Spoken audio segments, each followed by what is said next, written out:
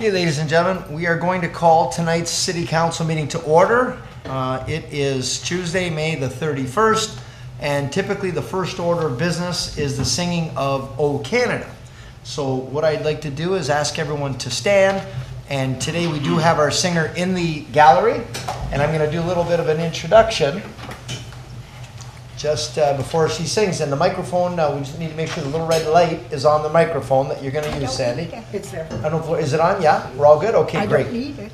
So allow me to do the introduction. Sandy Bird. Sandy is a member of our Accessibility Committee and has been since the 70s. She's tirelessly been involved in bettering the community since her days with Sandy's Uniform Boutique on Queen Street. She headed up promotion of the downtown for several years. She was integral in bringing Niagara Charavan to life in Niagara Falls. She volunteered with the Winter Festival of Lights for many, many years. She currently represents Niagara Falls through her work with the ODA, Ontario's with Disabilities Act. Sandy loves to sing and has been active in choirs for years, including at her own church, Holy Trinity in Chippewa.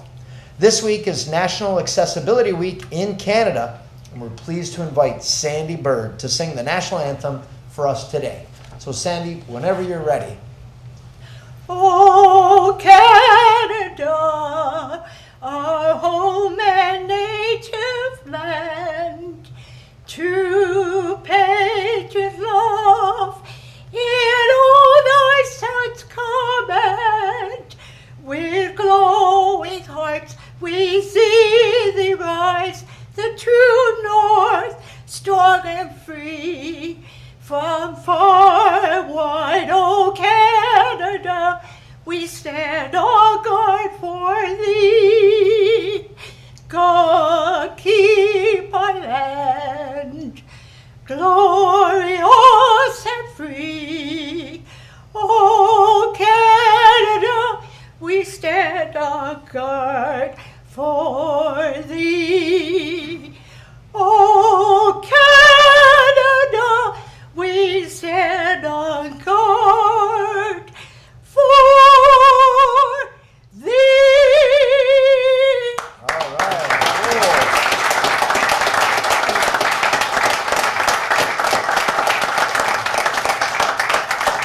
I don't know, am I the only one, or does anyone else want to play hockey? I want to try again.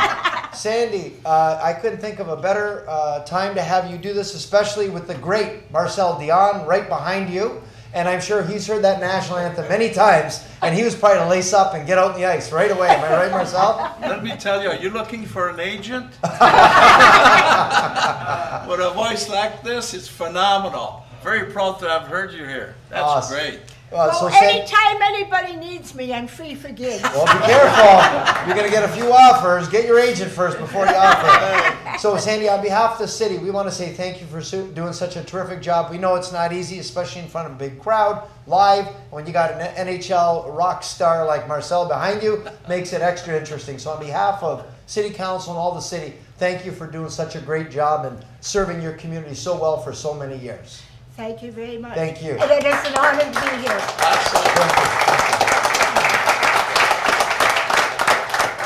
Thank you very much. Whew. It's going to go all downhill from there, guys. That was as exciting as it's going to be. All right. Next order of business is our land acknowledgement. With the aim of educating our community, I'd like to invite Jackie Labonte, traditional knowledge keeper and local member of the Haudenosaunee, to join us once again to share her testimony as we acknowledge and thank the Indigenous peoples who were stewards of this land for a millennia before us.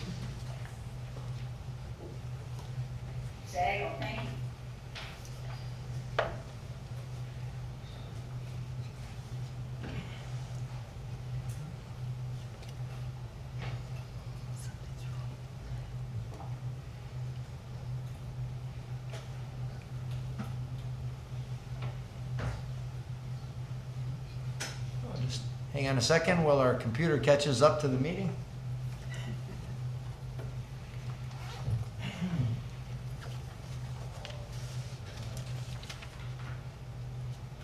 That's like the internet in Chippewa's like this all the time. Wow. Oh. Another shot.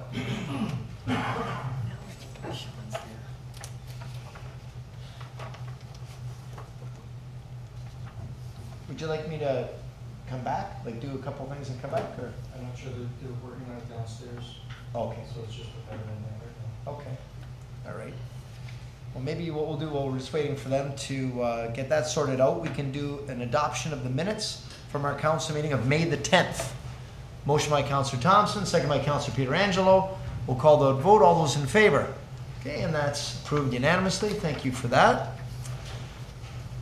Next up, do we have any disclosures of pecuniary interest? Councillor Thomson and Lococo and Kerrio?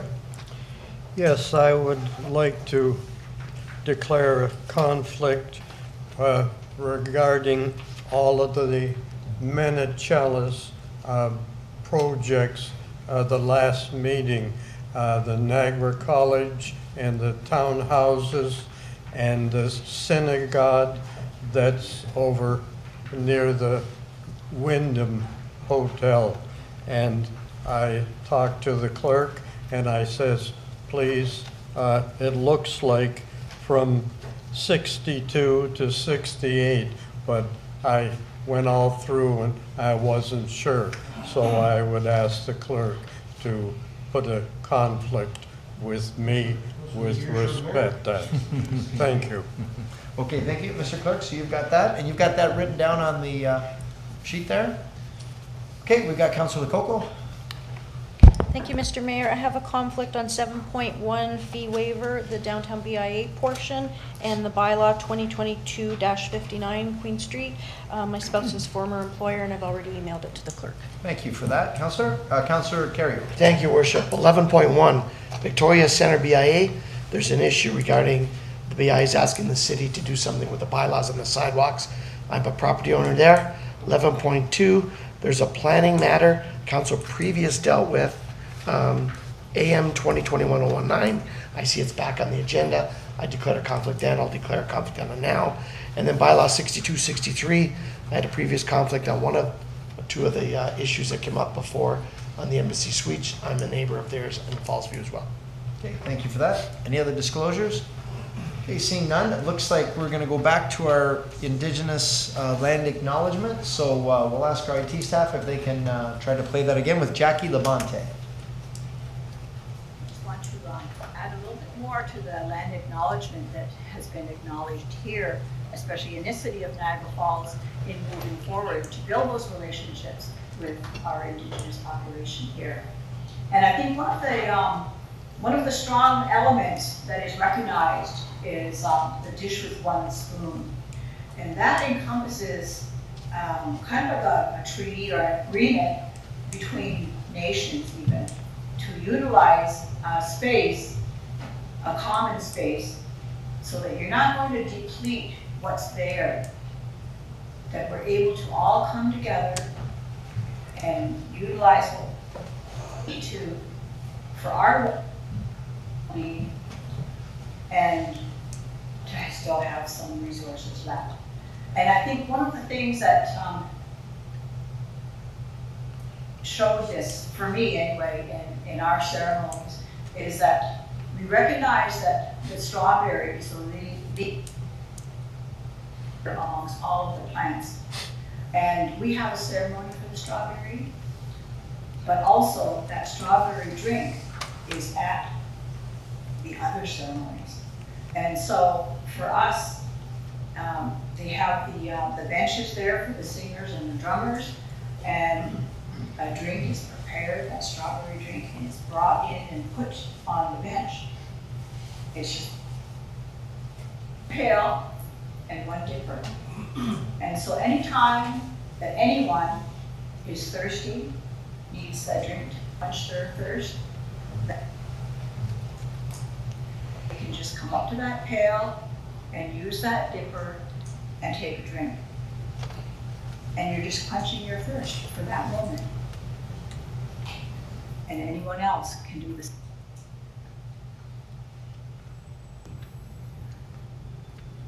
Everybody has a responsibility to bring, say, some of those berries. We don't leave it all to one person.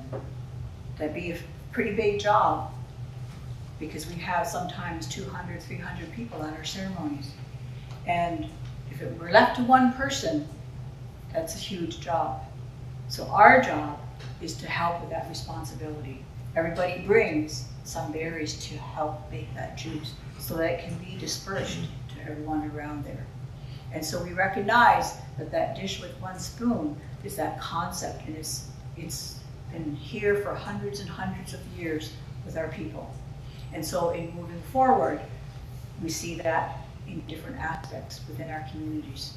And so we recognize and honor that this is embraced, that this is a part of the history, part of the teaching, part of the learning that's happening in our communities. To build that bridge. And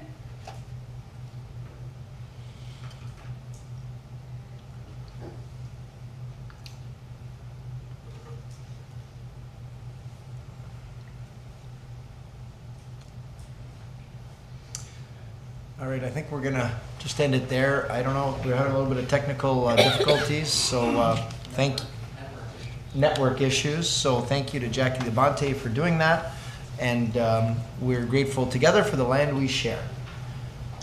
So we will move along to, of course, everyone's favorite part of the meeting, the mayor's comments. So I don't have many, so this will be brief. First off, we do have some birthdays to acknowledge. Our Director of Finance, Tiffany Clark, her birthday is Wednesday, May the 18th. Also, the day after was Councillor Dabrowski's birthday on Thursday, May the 19th. Yeah, he kind of kept it quiet, right? So happy birthday to the both of you. We've got some birthdays coming up. Our Fire Chief, Joe Zambito, is going to be this Saturday, June the 4th. We did have some obituaries. Lynn Poole, retired city staff member. Marianne Thompson, former staff in our clerk's office. Marzena Parniak, mother of Michael Parniak in our municipal works department. Andrew Patterson, the father of Sam Patterson in our procurement department.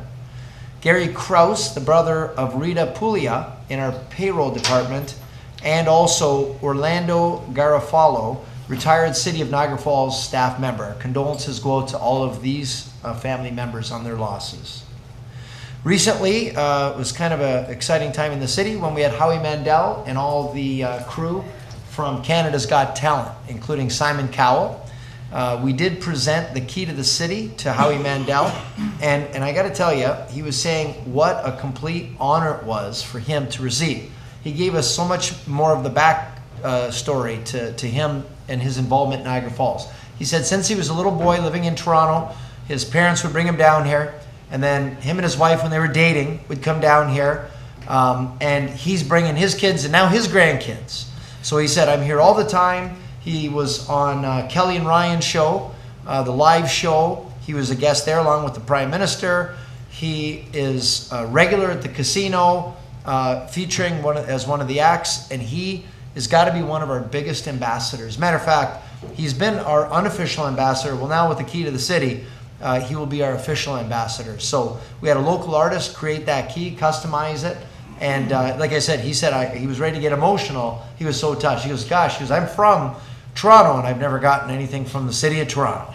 And he said, but Niagara Falls is so special. So he had all of his family with him, and they were all really thrilled to be a part of him getting this key. So great guy, great ambassador. Makes millions of people laugh, and we said Niagara Falls makes millions of people smile, so together, what a great combination. So thank you to Howie Mandel for his gracious acceptance. Also, National Public Works Week took place, so I want to thank our city staff and Public Works. Eric Nickel and his crew were actually serving the barbecue, and they were the last ones to eat. So I think they were lucky just to get a bun when things were all done. But sometimes it's a thankless job what all of our staff do, but it's nice that once a year we've got a specific reason to acknowledge and thank them, and we can serve them. So good on them, and we did have that barbecue at the service center for their lunch hour. Also, we had a flag raising just recently. I was joined by Councillor Thomson for the Croatia. Did we have two? You were at this one too. Yeah, I don't know why it's not in my notes. Councillor Lococo and Councillor Thomson were at the Croatian flag raising out front of City Hall. We've had so many lately since COVID. Oh my gosh, I've had every country in the European Union here and beyond. So it's hard to keep track of them all. So Councillor Lococo and Councillor Thomson joined us here with the Council General. Yesterday I think, we had the Pride Progress flag raising. I was also joined by Councillor Lococo and Councillor Iannone. So the Councillor Lococo has been at both of them, so that's why I got to keep track of all of our flag raising. So thank you to councillors for being at these events. Also, I'd like to thank City Council representatives for representing the city at different events. We had the grand opening of Penn Financial Credit Union. That was Councillor Dabrowski. We had the Spark Open House and Pitch Competition. The city was represented by Councillor Strange. The Sunrise Rotary Tree Planting, Councillor Strange. The retirement celebration of Gwen D'Onofrio, Councillor Pietrangelo. The Niagara Regional Police dedication for Constable Joan Van Breda, Councillor Dabrowski. Fax Lemonade Twist, that was Councillor Strange. A Diversity in Curling Symposium with Canadian curling champion Carrie Enerson, Councillor Pietrangelo. Did I say that right? Enerson? Okay, thank you for that. Also, we had some grand openings and business happenings. Draw your attention to the screen. One of the newest sushi places in town is Taku Sushi and Ramen. I think we've got some pictures for the screen, I believe. Because the network issues, they're not able to grab it. Oh, okay, gotcha. Okay. Anyway, there's a new sushi restaurant that opened up on Victoria Avenue, right near the Shoppers Drug Mart.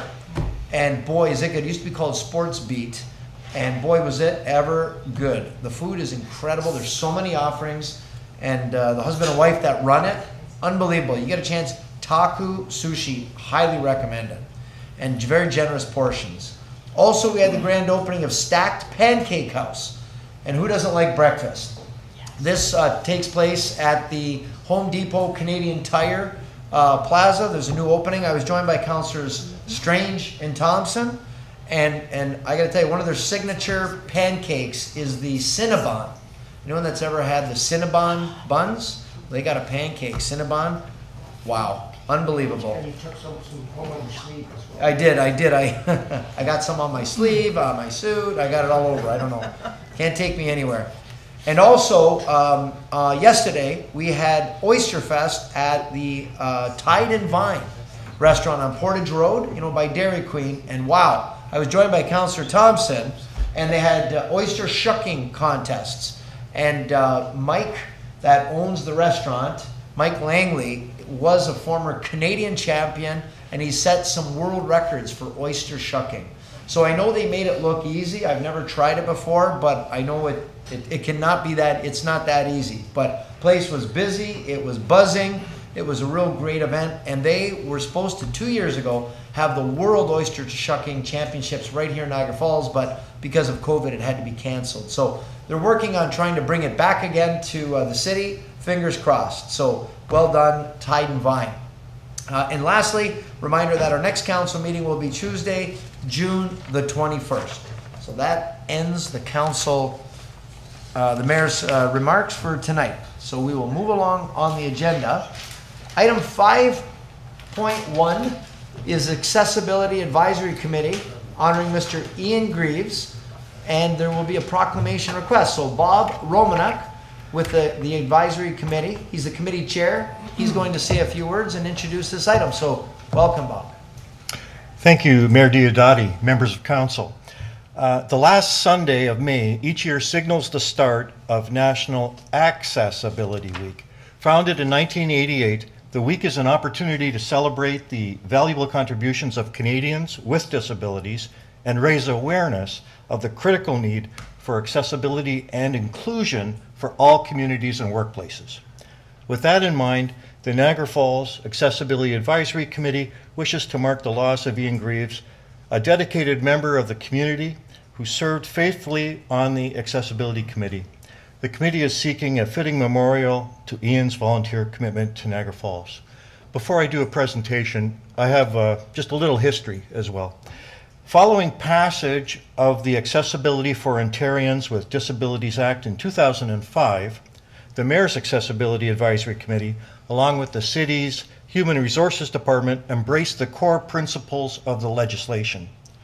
These include dignity and independence of every individual, and also integration and equal opportunity for all within the community. When we think of barriers to persons with disabilities, we often stop at architectural public space concerns, but there are other equally important impediments, such as attitudinal, organizational, systemic, where persons are shopping or seeking services, information and communication. Some of these can be corrected simply by larger font sizes, audible websites, and audible crosswalk signals. Members of the community also face technological barriers daily, and they need to be overcome. As a start to leveling the bar for everyone in Ontario, the legislation produced a series of standards. The Information and Communication Standard, Customer Services Standard, Employment Standards, Public Transportation Standards, and a standard for the design of public spaces that include, but are not limited to, playgrounds, street furniture, and sidewalks.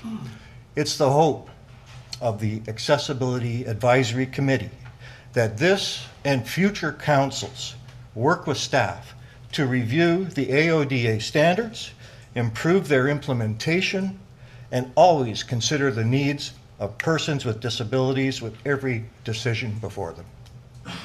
Thank you very much. Appreciate that presentation. Were there any questions of council for Mr. Romanek? Yes, Councillor Thompson. Well, this is a special night, and I'm so pleased to see Sandy Bird here. When I was in mayor in the late 70s, I had a woman, Netta Matheson, who was in charge of the office for the mayor for 11 different mayors. She was in an apartment on Drummond Road, and so was Sandy Bird. And without a week going by, Sandy would bring a accessibility issue and kept bringing it forward and to me and Matheson, and we finally said, oh, this is a really important issue, and we're going to create a committee. And Dean Irafita, who was my assistant when I was at the City Hall, was the chairman of this, I think, for 15, maybe 20 years also, and before Mr. agrees. And I just want to say to Sandy, you were a definitely reason why this was created, and you did a great job sitting on the board for all these years. So I just wanted to make that comment, and I really support what all the people have done over the past 45 years, probably.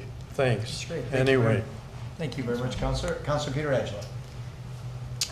Yeah, thanks, Your Worship. Appreciate the presentation by Mr. Romanek and Mrs. Bird. I just want to say that I think a lot of us will remember Ian and the advancements that he put forward in terms of accessibility in the committee. I wanted to pass over to the committee that if they felt it was appropriate to honor Ian by planting a tree, perhaps we can work with them and find an appropriate place on one of our trails so that we can have a little plaque there, kind of honoring him and the things that he did for our city. If you're looking for a motion to approve the proclamation, I'm happy to move it, Your Worship. And I'll add that as well, if staff want to have a conversation with the committee and choose an appropriate place along the trail or somewhere else on city land, that, that we can get a tree planted in his honor. That's great. Okay, so we have a motion from Councillor Pietrangelo, seconded by Councillor Thomson, that we approve the proclamation and that we ask staff to meet with your committee for an appropriate place for a tree planting. Okay, so we'll call that vote. All those in favor? Okay, and that's unanimous. So Bob, Sandy, thank you for you and all your committee for all that you do. We appreciate you coming out tonight. Thank you very much. All right, thank you. Yes? Before we close, we have the presentation to Mrs. Greaves. Is that available tonight to? Let's have a look. Let's see, we're having some challenges.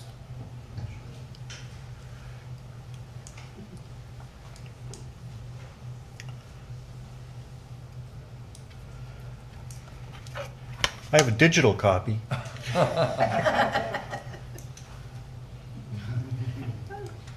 Oh, terrific.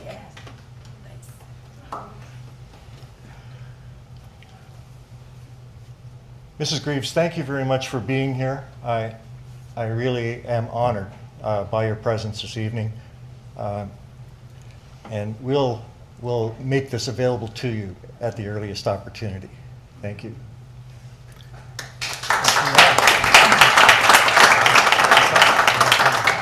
So go ahead, Councillor Dabrowski. No, I was just going to say, maybe do a formal presentation here in the horseshoe, or? Yeah, well, I wondered, we don't have anything specific. Well, even with the digital, with the iPad, maybe we can do at least a photo op or something. Well, sure. Do you want to do that, Bob? Absolutely. Why don't you bring up Ms. Greaves, and then we'll. And I can take the photo. Do a symbolic. Yeah.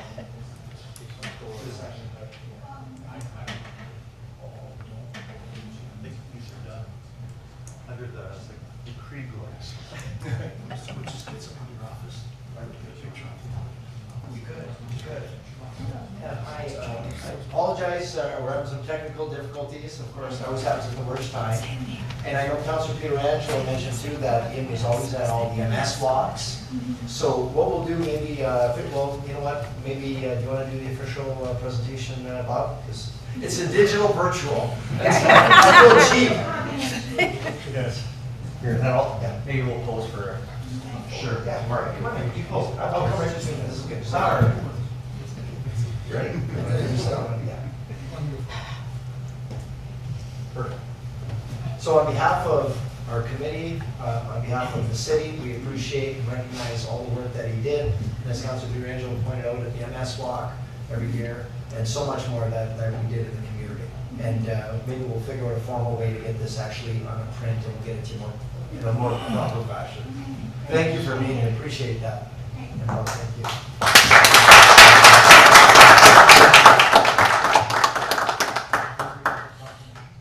We don't typically, but we can. Why don't you want to read it out? Sure. Yeah, by all means. We'll read out the proclamation for you, Ms. Greaves, so you can hear. This is what was just approved unanimously. We'll ask our city clerk if he'd be so kind as to read out the proclamation that we just approved unanimously.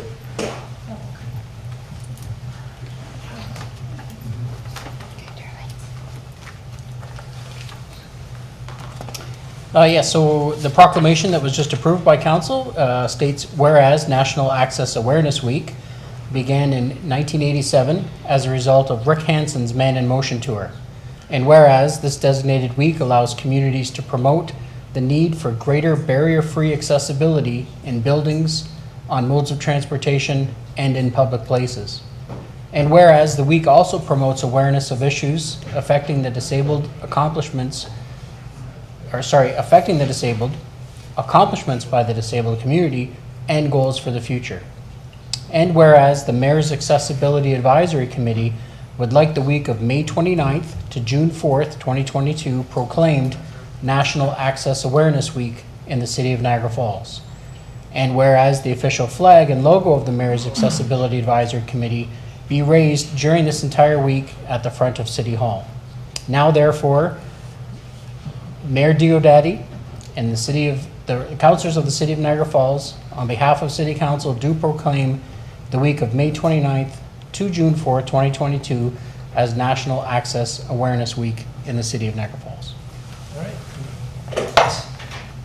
Mr. Mayor, in closing, just want to remind everyone tomorrow is Red Shirt Day in recognition of accessible awareness. So if you've got one hanging in the closet, throw it on and let people know what it's for. Thank you. Okay, thank you very much. Appreciate that. Thank you. Okay, moving along to the next item, 5.2, Park in the City presentation, 50 by 30 Niagara Climate Action Team. We invite Herb Sawatsky, who represents the 50 by 30 Niagara Climate Action Team. And we'll see how technology is going to work out for How us. it No goes. promises. That's the first line there? Oh, There we are. Okay. Excellent. Just 1 second. Just gotta share it.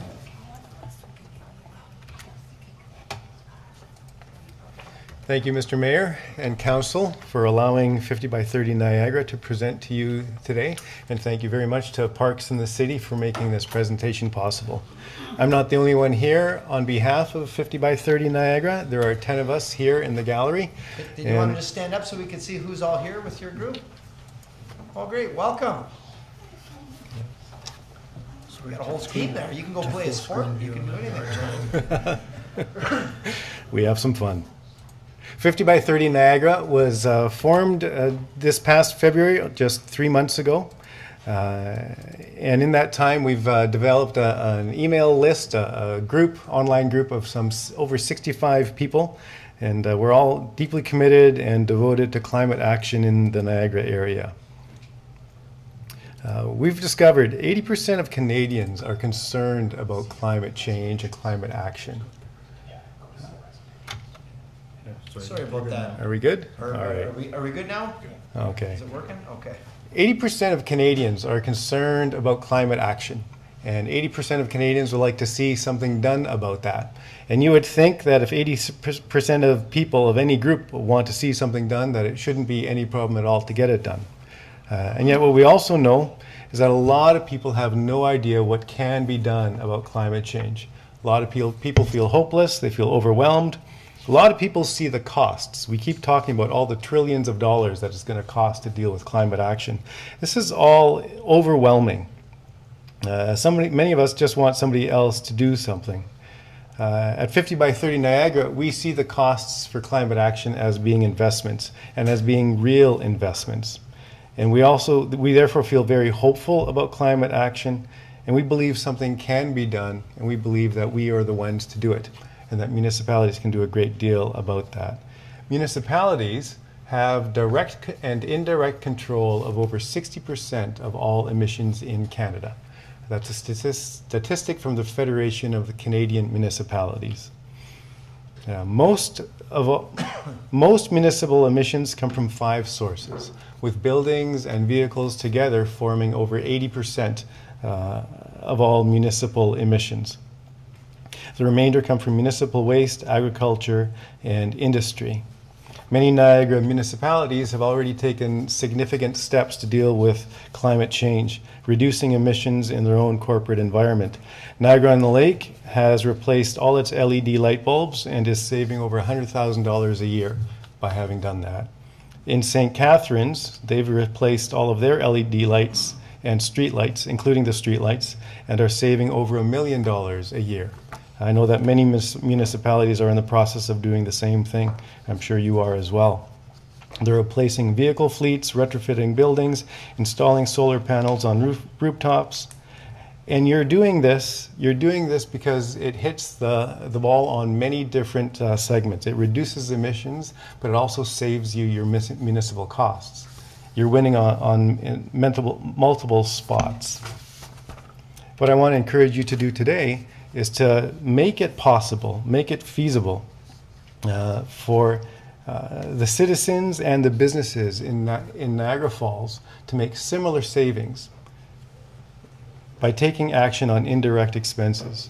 The City of Niagara Falls, and now this is my best guesstimate using data that I found in another document from Community Energy Planning, that Niagara Falls spends approximately $350 million a year on energy community-wide.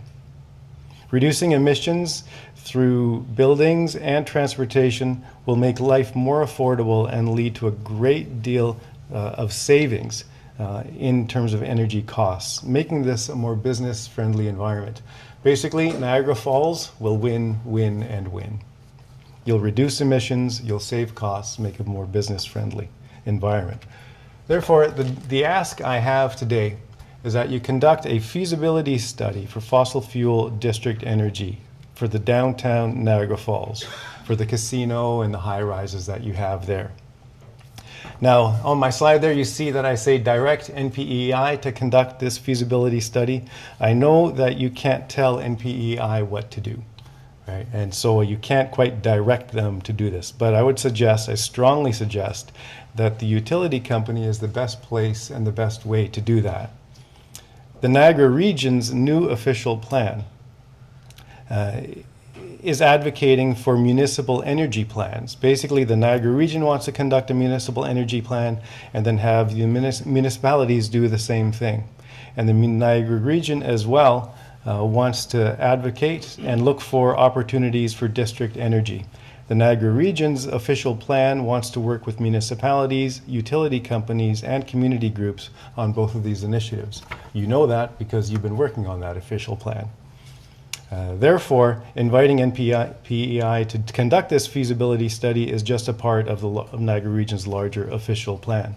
If they don't want to do it, if that doesn't work, you can conduct your own feasibility study. There are also at least two companies within Ontario I know of that would do it for you. Diverso Energy would do it, Geosource Energy would do it. Utility, am I on my right? Yes, 5% of all buildings in every community are responsible for 50% of emissions.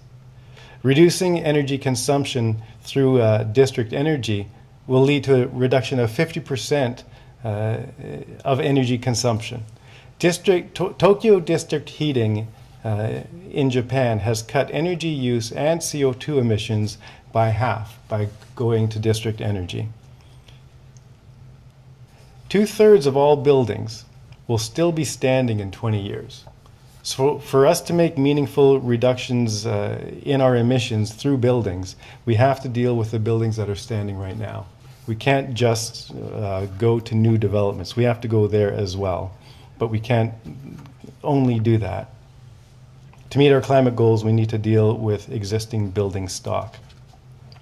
As I was preparing for today's presentation, I spoke with Jeff Hunter of the Ontario Geothermal Association, and he says that NPI has at least done a partial study of Niagara River's capacities for district cooling, because he worked with them on it 2 years ago. District energy can be drawn from waste heat, from sewer water, from ground source, lake water, and river water. Most district energy is done from fossil fuels, from natural gas or from coal. Those, because you have to buy that fuel, the costs are higher. But things like waste energy are free, and sewer water, well, nobody's paying for sewer water. Copenhagen's district energy, Copenhagen is a city of about 1.5 million people, and all of its district energy is powered from waste heat.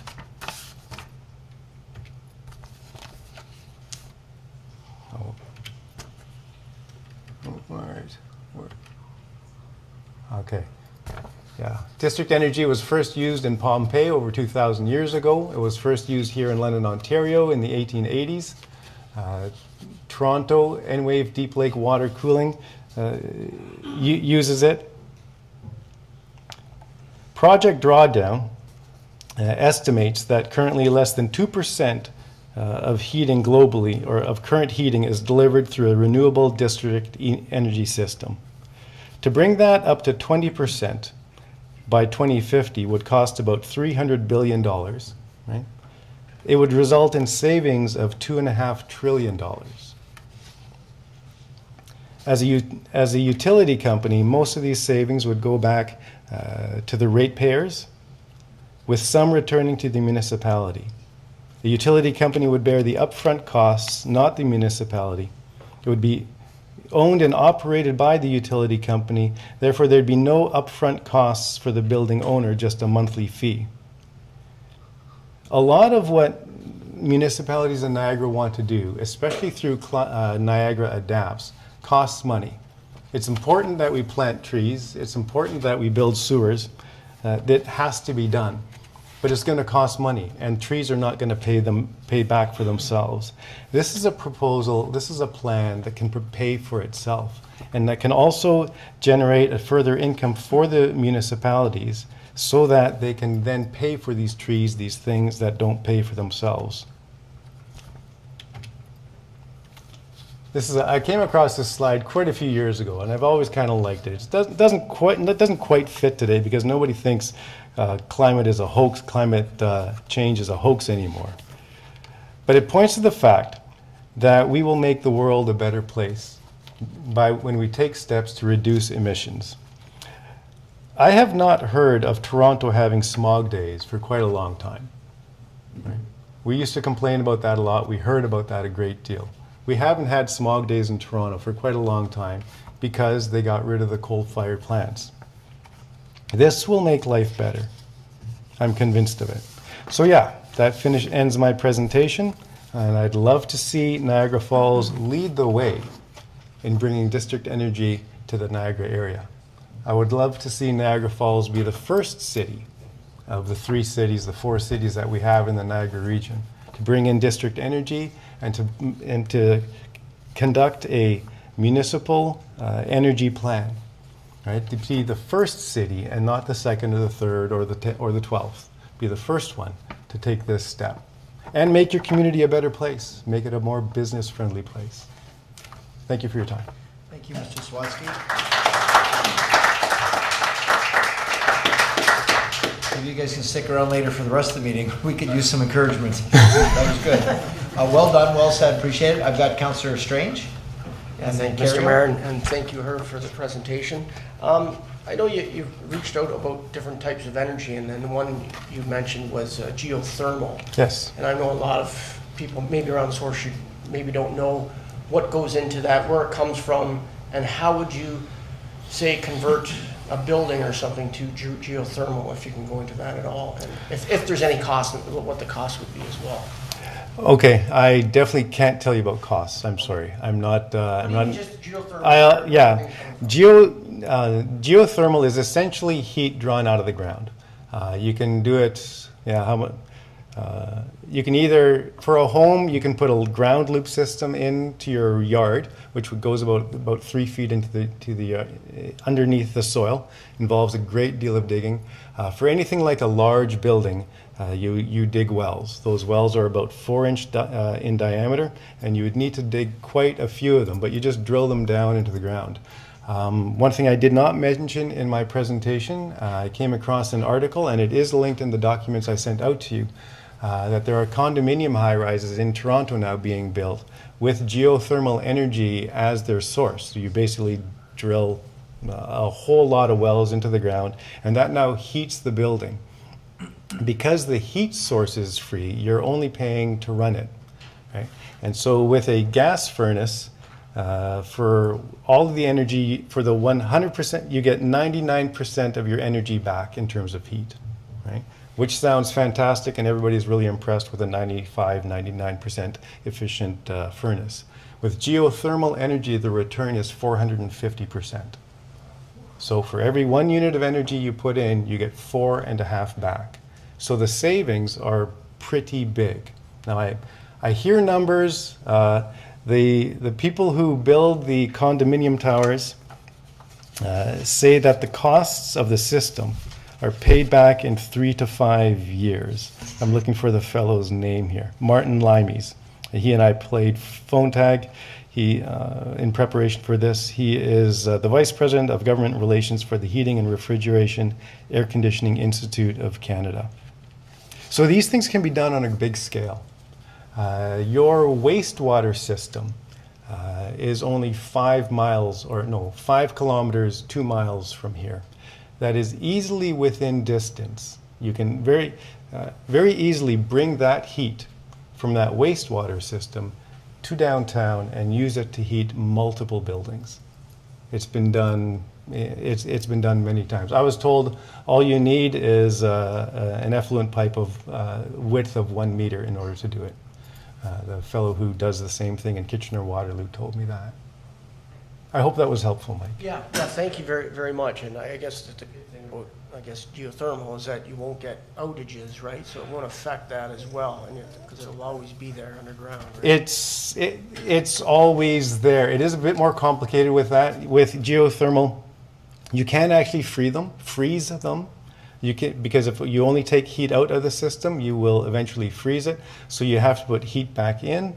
Thankfully, in Canada, we have a wide range of temperatures, so you use it for cooling in the summer, you put the heat back in the ground, and if you do it that way, it will go on forever. France is actually planning to freeze their system out in 30 years, which I find remarkable, but that's Paris. Thank you for that. I've got Councillor Kerrio, Pietrangelo, Lococo. Thank you, Worship. That's very interesting. I have some friends that have put some systems in larger buildings. They go down about 8 feet, and they put a conduit in the ground, like a heat transfer, and they pump the heat, take the heat out of the ground in the wintertime, and put it in their buildings through a transfer, with a transfer pump. And in the summertime, it works the opposite. It's a great system. There's a lot of money that's been available through different levels of government. I'm not quite sure what your ask is today, but if there was an ask, I was going to suggest that we give it back to staff, because the province and the federal government, they come up with grants for research and technology on this type of thing all the time.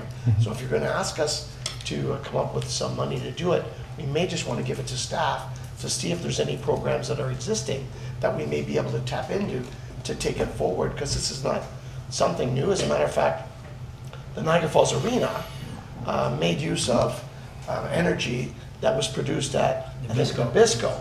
And the steam that they had used was used in the Niagara Falls Arena many, many years ago. I think it was there when Marcel played there. I think it was there. So, but anyway, I think the thing to do would be to give it back to staff to see what money's available for us to do a little bit of research, to do some studies, and it would get the job done without costing our taxpayers a lot of their own money, and it would get the ball rolling. But it's for the future. It's fantastic for sure.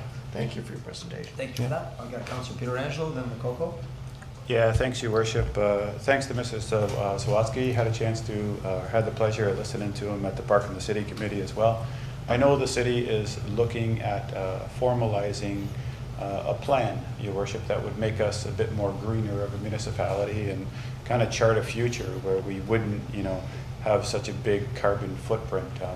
Right now, I believe we have some key staff members that are working on something that we call our climate adaptation plan. I know the Park and the City has already received an update to that.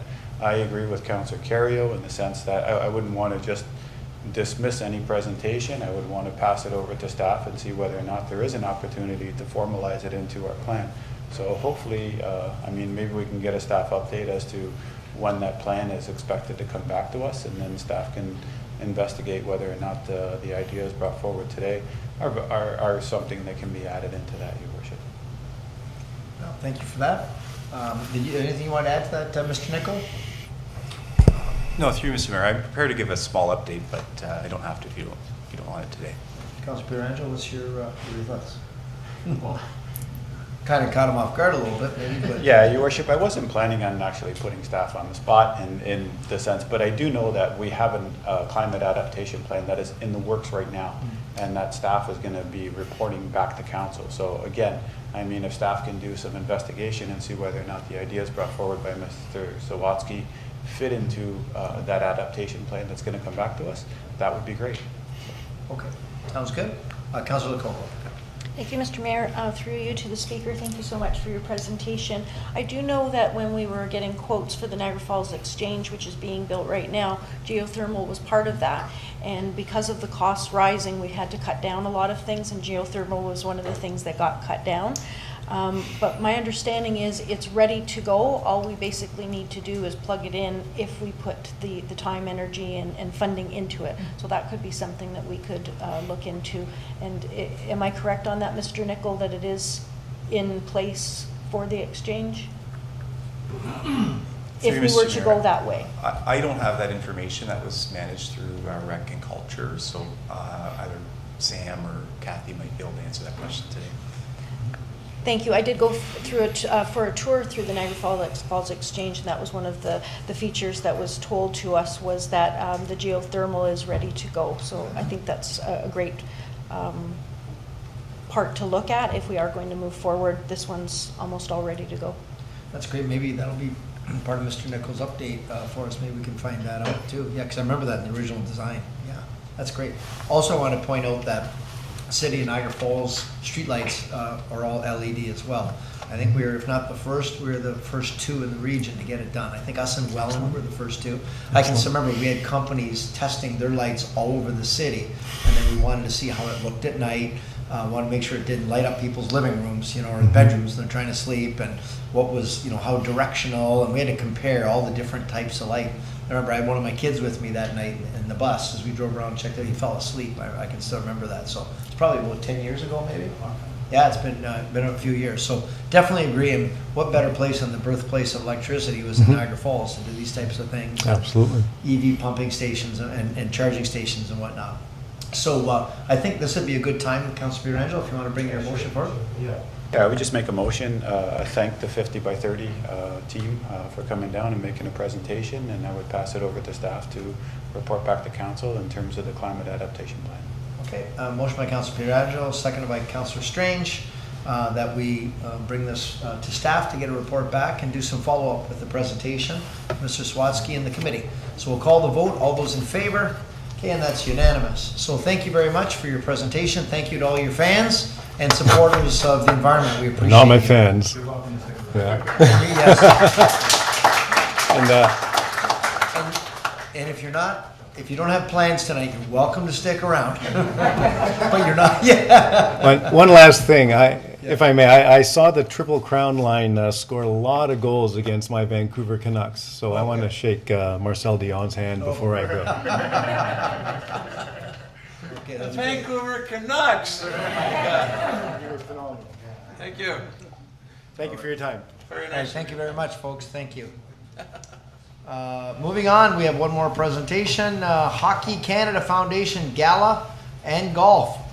We've got Daryl Dion, Director of Communications and Business Development for the Professional Hockey Players Association. So you're welcome to come to the mic, sir. And I know you've got a special guest with you.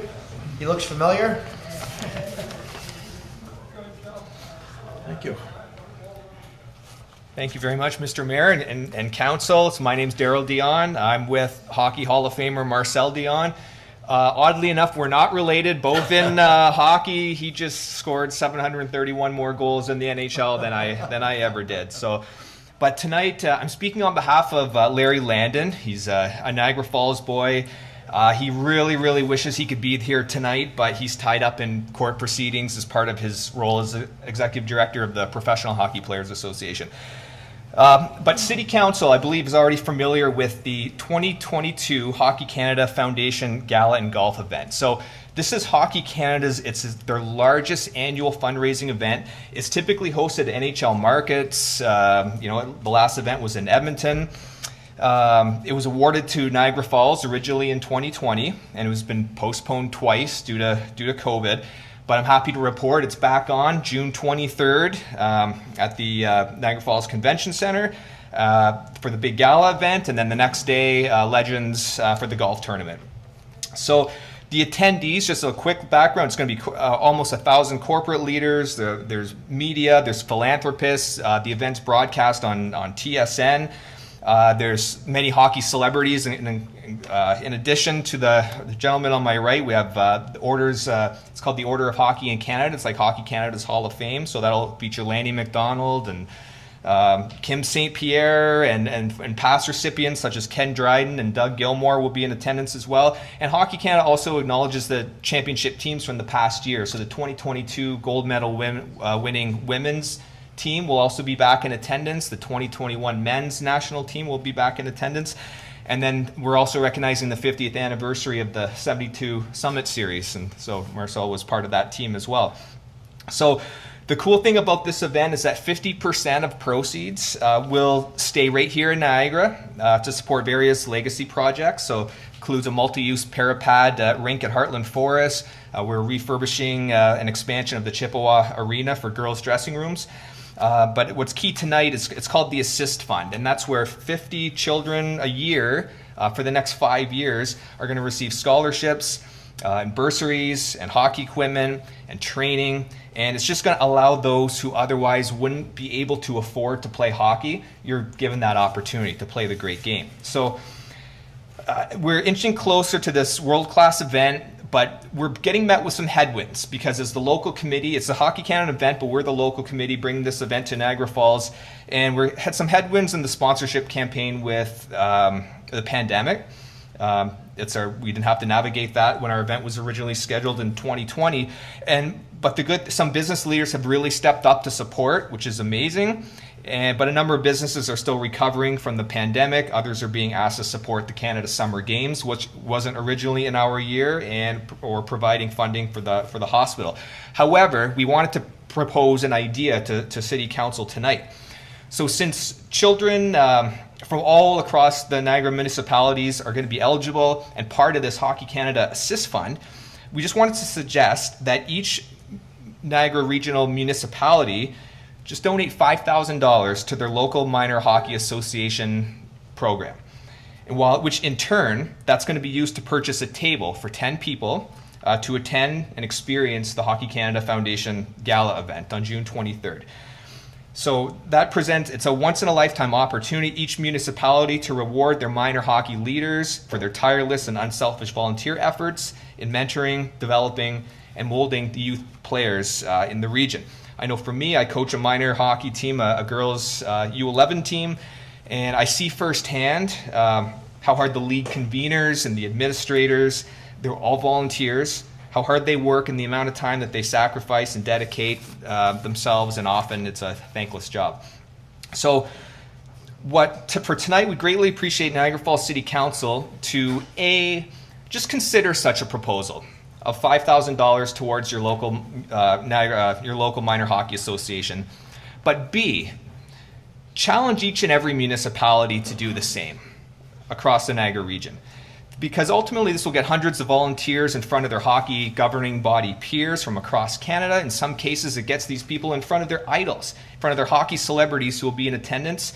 The aggregate could generate close to $60,000 in revenue, and again, 50% is staying right back here in Niagara, so a fantastic return on investment. So our goal when we convinced Hockey Canada to bring this event to Niagara Falls was very simple. We want to show them this is going to be the very best gala event Hockey Canada has ever seen, and in fact, we're going to blow them out of the water so much that they're going to want to come back and bring this event back to Niagara Falls within the next 5 years once they witness the level of community support that we've received. So before I turn over to Marcel, just on behalf of all the boys and girls throughout the Niagara region who's going to be benefactors of the funds we raise, including Larry, who again can't be here, but he was an example of a Niagara Falls boy. He got a chance. He worked hard. He played at RPI. He made it to the NHL, but he swears to this day would not be possible. It's all thanks to the generosity and support of others, including his former coach, Councillor Campbell. So I sincerely thank you all for your consideration and support of this initiative. And I'd like to ask Marcel just to hammer home this point from his hockey. Okay, I only have 30 seconds. You got it. Well, when Daryl asked me, it was easy. Daryl, Dion, I mean, forget it, right? I couldn't say no, but what's really important out of this, it's just that I'm 70 years old, and I've seen a lot. And I'll just go back when I first started playing minor hockey. If it would not have been of the Legion, Canadian Legion, there was a sponsorship, probably nothing would have happened. So we have to dig a little bit harder that this is an investment for the community itself, because in that group, somebody's going to flourish and somebody's going to come back. Just a little example. Blackburn Brewing House, right? Well, one of the owners is Andy Burke. And I had a chance to coach just junior C hockey and helping out and so on. And he was quick and all that, but I didn't know too much. So about a few years ago, well, many years ago, we met again, Canadian Tire. He was making a presentation. And then I asked him, well, what are you doing? What is this and that? And this is what's all about. So now we've been looking for a new diner. We've been looking everywhere. So Mike Strange set up a meeting that I went to see the place, and this was phenomenal. It's just absolutely incredible. Fell in love with the place, but it's a little bit too big for a diner.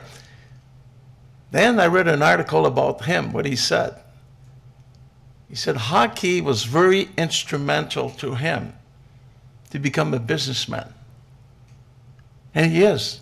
You would never know. Smart, eloquent. So I said, well, maybe this is an opportunity. It's not working now. But I said, if I'd be in your place, I'm the guy. Well, this is what happened to me. It's more than just Marcel Dion, the Hall of Famer, Triple Crown 9, and so on. I have educated and become a businessman more than anything else. I am my own man. And I just got back from Boston, just to let you know that Niagara Falls is real. The region is real. I went to see Chris Hauser has 3 deck hockey rink. It was so cool to see this, that this a little bit much easier to play like that than play hockey. And there was no gender. I'm sitting right there and I was doing things. There's a girl come in. She had to be 14 years old. The game is over. Drop her pants and take her sweat off. And it was just like gym shorts and so on. And I'm telling you, she's not the type of girl I would have messed around with. And they were playing. And that's not what we want.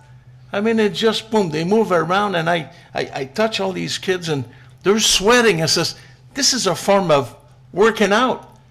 In our society right now, you walk around, there's a lot of kids because the iPhone, iPad, they're getting fat for no reason at all. So you create something without knowing, but eventually somebody is going to be at City Council that played like that, and somebody's going to be the next mayor of Niagara Falls. Am I right or wrong? You're right. So my thing here is just that for 2 years, it's been very difficult. And I got to remind Mr. Kerrio there, the Americans are not coming. I don't care what everybody says. They're not coming.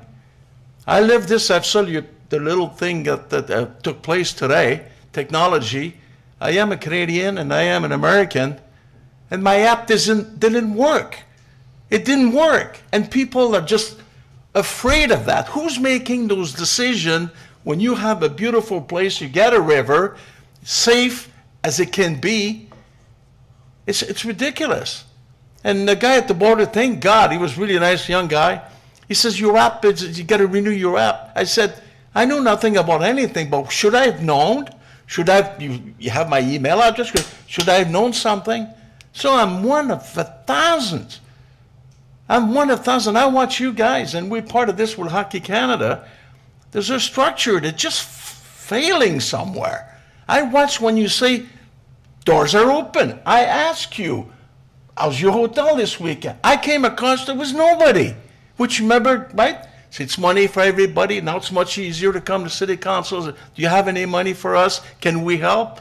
This is ridiculous. Somebody's got to take charge. Politically, it's bullshit. Sorry that I say that. But nobody owns me, but I see it. I am in the trenches. And I believe in you. And this thing here, it's one thing with Hockey Canada, but it adds a lot of things, opportunities, so it's going to be the summer games. So I want to thank you very much. 30 seconds is up? You got it, yeah. What can I tell you? I'm full of energy. I see what you're doing. And sometimes if you get in trouble, city council, right? If you have to wash your dirty laundry, do it in-house. Keep it in-house. Don't let it out. Right? Am I right? Right? It's so difficult. I've seen the roads and everybody's bitching about something. But you know what? You find a way. And if you please more people than the other side, we're all going to be fine. And you're doing a good job. It's expanding everywhere. It's happening fast. Do you know that to this day, a lot of people don't know when they flush their toilet where it's going? Do you know that? It's frightening. So to educate the people. And I love it. And I This is my life. And when my friend, we came across, as soon as we entered, we said, boy, is it nice to be back home. Thank you. Thank you, Marcel. Good. Councillor Strange. Thank you, Mr. Mayor, and thank you for the great presentation, Daryl and Marcel. And I just want to let you know, Marcel, we were probably the first council with the mayor in all of Canada to make a motion to try to get rid of that arrive cane, because we see, being a border town and a tourist city, we see it. And you know what? You got your passport with you anyways. They know where you are. You know what I mean? What's the difference? So we do agree with you, believe me. And this council, I believe, was the first one in all of Canada Very good. to make that motion. And I know, my dear friend Larry Landon, he's been on this, and it's been up and down for him the last couple of years with COVID canceling, and he's been trying for years and years and years to get this event here, and we finally get it, and then, it gets postponed. You're conflicting with some other great Niagara, or the Canada Summer Games, which is just amazing, but you're seeing some of your funding go away, and he's always about grassroots too, and he wants to help minor hockey, and I think this is a perfect way. And you know what, you got a legend in front of you, Marcel Dion, like all the stuff he's done, and I just a short story that my buddy came here from Halifax for a stag party. I'm not boxing fan, and I said, listen, I'm going to take you to go see to Marcel's breakfast place tomorrow at the Blue Line Diner. He's like, oh, okay, not thinking. So we go in there, and I'm like, oh, do you want to meet Marcel? He goes, what do you mean, he's here?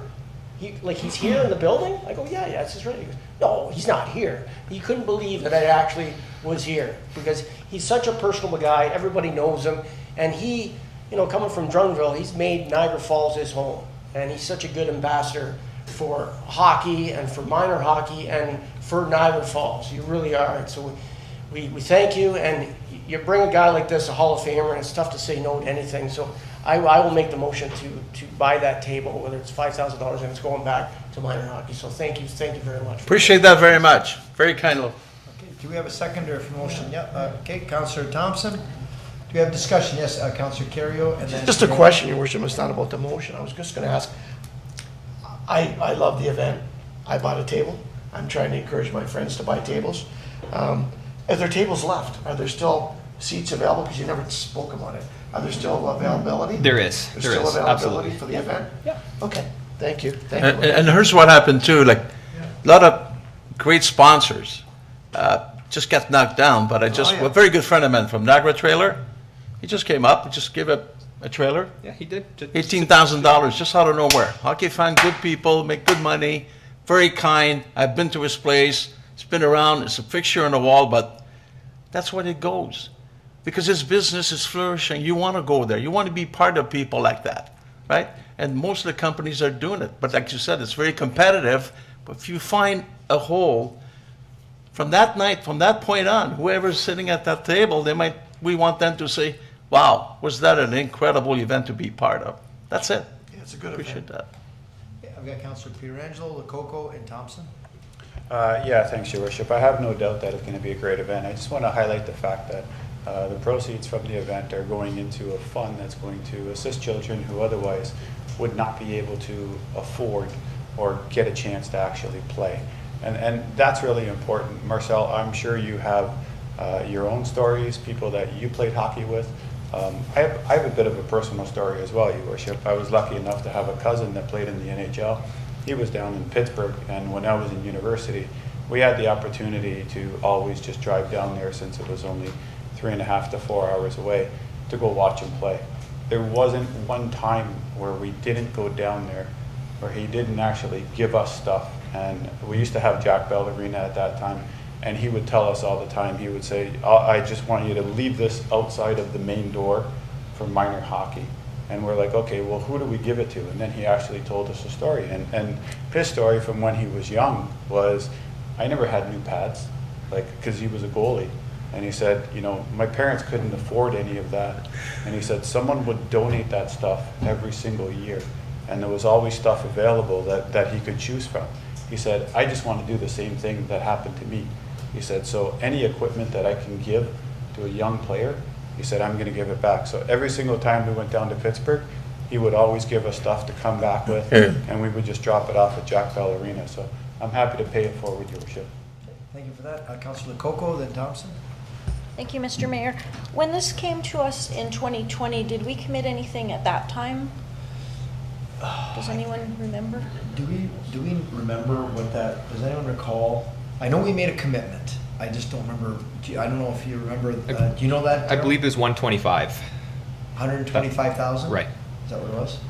Which 100% of that goes to the, so that was a special, where it's not 50%, it's 100% goes to the legacy. That was at the Chippewa Arena, I think. That's right. Was it to convert it for girls hockey? That's right. Yeah, that's right. But I don't know specific, it kept getting delayed, Right. canceled. So I just want to go back. If that 125 was committed, could we ask our CAO, was it in the budget? Is it still available? Is this new money that we have to find? Ask our CAO. I'm sorry to put you on the spot. I'm texting currently on that, so let me get back to you. It was with another CAO at the time, so it's a little bit of a. The reason why I'm asking is because I know at some point we've talked about not committing any further money. Our budget is set, and I see all of the benefits. I see that the money's coming from. I love all of the personal stories. I'm just stuck on this. We have no more money to commit. But if we've made that commitment prior, I will reconsider my thoughts at that point. So he's trying to get some answers, and our Director of Finance is off on maternity leave on top of that too. So I've got Councillor Thomson, then Dabrowski. Yeah, I just like the idea of this coming back. Larry Lannon got in touch with me 2.5 years ago, and he said, "You're the chairman of Niagara Falls Tourism. Can you get me a bunch of stuff to advertise Niagara Falls, because I want to get these people," and I got them a great deal of information on Niagara Falls. So I'm just really pleased to get it back here in Niagara Falls. Good. And he was so happy about that too. Councillor Dabrowski. Yeah, through you, thanks for the presentation. I agree, 2 years of a lot of stop and go and hurry up and wait, and the fact that you're still here smiling in front of us bringing this event to Niagara Falls is just astounding. In terms of Councillor Lococo's question, do we still have, and maybe the CEO or the clerk can answer, but I know that council members had $1,000 in their budget. Is that still a thing?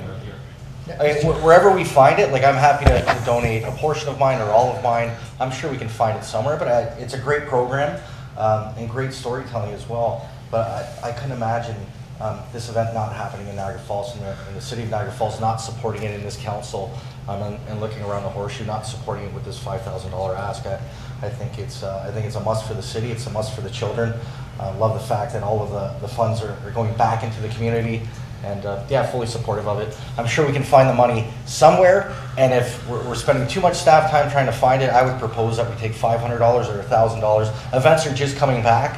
I don't know if we're chomping at the bit before October to spend that $1,000, but if that $1,000 is already earmarked, I think that answers our questions. But let's not spend too much time on it. It's a great program. They only have a couple of weeks to promote it and get this thing off the ground after 2.5 years of planning. So either way, congratulations, and look forward to the event. Hopefully, Councillor Kerrio invites me to sit at his table, because I don't have a ticket. Yeah, Councillor? Yeah, Mr. Mayor, and don't forget about the economic part of this. It's just huge. You're having all these awesome players. I think Paul Henderson's coming as well. Yes. Like, all these Hall of Famers coming down. Their families are coming down. People are coming down here from Toronto, from wherever, staying in our hotels, eating at our restaurant, going to all the attractions. So it's a huge, huge economic impact. And I would like to further that to the motion to maybe bring it to other to other city councils as well, as municipalities to pitch in as well, because it's going back to their minor hockey association as well. You know what I mean? So and again, it's nice to see Marcel here. You know, we have great hockey fans here. You know, we're Montreal fans. We always love Guy Lafleur. He was a guy who played Pee Wee and Bantam with Guy Lafleur. I don't think there's one person that should have the ice. Nobody knows. From the age of 10 years old, we've known each other. Unbelievable. They're the number one, number two guys. They come back and, you know, both Hall of Famers. Just unbelievable. So, it's so nice to see you and bringing us to Niagara Falls. So we thank you very much. I'd just like to add one thing, and you might laugh about this, but Tom Rankin, right? So he's been a great fan and just he's a philanthropist and so on, but you probably don't know because he just blew me off the water. So we got together and he made a commitment with Heartland Forest about, it didn't take that long. He never been there and what's this place and so on. So then he started to talk, like he was born on a farm and so on. And then now he comes on my side of the story. He says, he played hockey. I said, you played hockey? Really? Yeah, I tried. I was pretty good. I says, what were you? He says, I was a goalie. I says, really? He says, yeah, I was a goalie. Were you a good goalie? He said, oh, well, I think I was a pretty good goalie. I said, well, Tom, you're very lucky that I have never played against you because I would have scored a few, I'll tell you right now.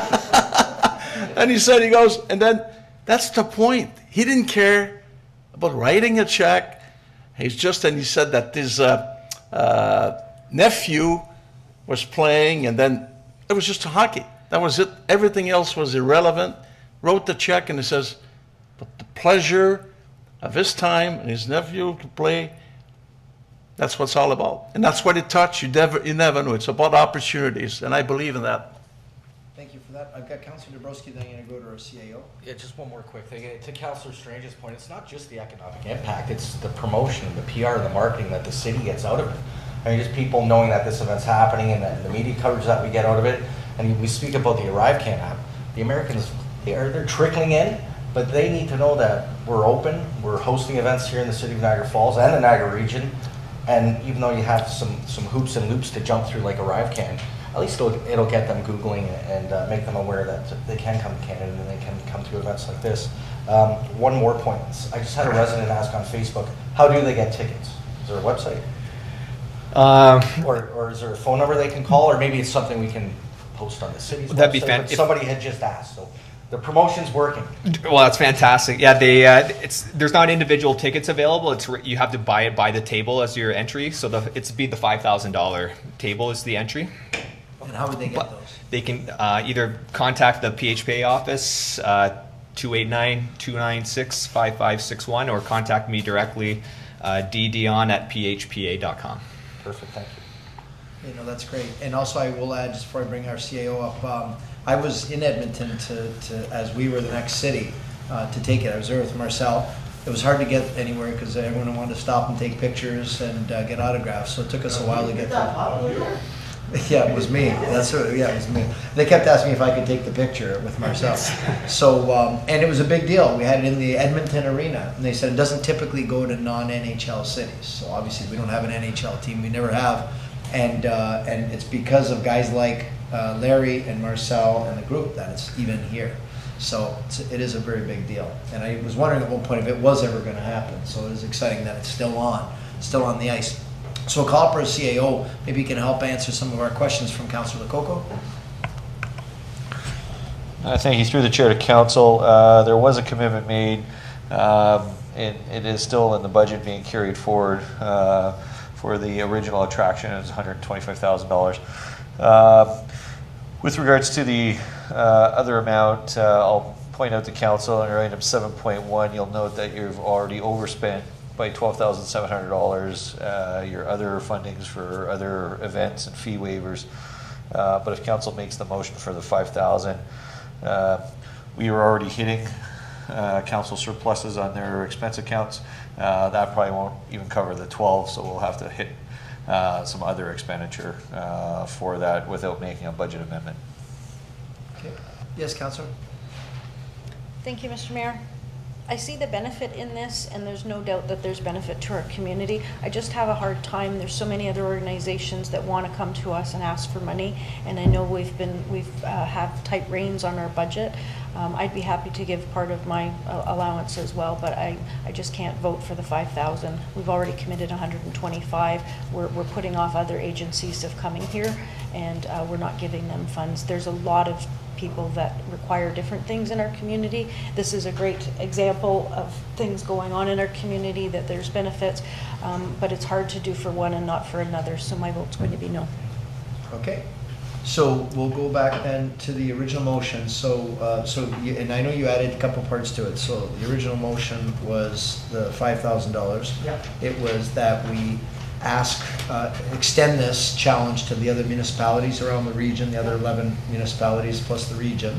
I don't know if Marcel has to be at every presentation, but I'm sure they would love him. Yes, and I don't know. I'll go, I'll show up. Only a couple weeks away. Yeah, So. I don't know how many meetings that there will actually be. And then the third part you had suggested was promoting it through the city's website as well, right? So that's the motion. Are you agreeable to that too, Councillor? Is the seconder of that, those extra parts added on? That we share this with other cities around the region and that we promote it on the city's website as well? You good with that? No, I'm talking to you. Councillor Thomson, you. Yes, okay. Okay. Is there any other discussion to the motion? Okay, we'll call the vote. All those in favor? Okay, and opposed, with one opposed. So that is approved. And now we'll find out what other cities want to step up. That'd be as well. super. Yeah. And if you need me, anybody, just make a phone call, I'll show up. I'm retired. That's great. Work Thanks. harder now than ever. And thanks for your 30 seconds. Yeah, I just the last thing about Gala Fleur, that, and you see that, you get their age grade group, like I said, from 10 years old and on, and we had a secret relationship. I never got with his friends, and he never got with my friends, but we were together a lot. And if he would be alive today, I guarantee you, if I would have called him, I says, come down with the helicopter, just land it there on the golf course, and be part of Hockey Canada, because he was elected. He was for 2022, so very sad. And the relationship is just that, well, Guy I played with, Lanny McDonald I played with in 76, and then the girl that's a goalie, I played with her dad. He was a defenseman when I was 16 years old in Drummondville. So when Guy passed away, the next day, obviously everybody was there. I hear Trudeau and Prime Minister of Quebec talking about Guy. I said, no, you think you know. You don't know. You don't know the real Guy Lafleur. Well, the Journal de Montréal, just like the Sun, had 25 pages dedicated to Guy Lafleur. It's incredible. You don't have heroes like this anymore. Yeah, in the rocket pass, we don't have something like this, and grown men crying, because that's what sports does. Look what's happening right now. We're all into it and so on. And then suddenly you lose, okay, we'll start again. The sad part about it, that before I die, I would like to see the Toronto Maple Leaf win. Well, we are living longer. You'd be wearing a Toronto shirt too, I'll tell you. I thank you so much. Appreciate it. All right, thank you very much. Thank you very much. Thank you. Thank you. All right.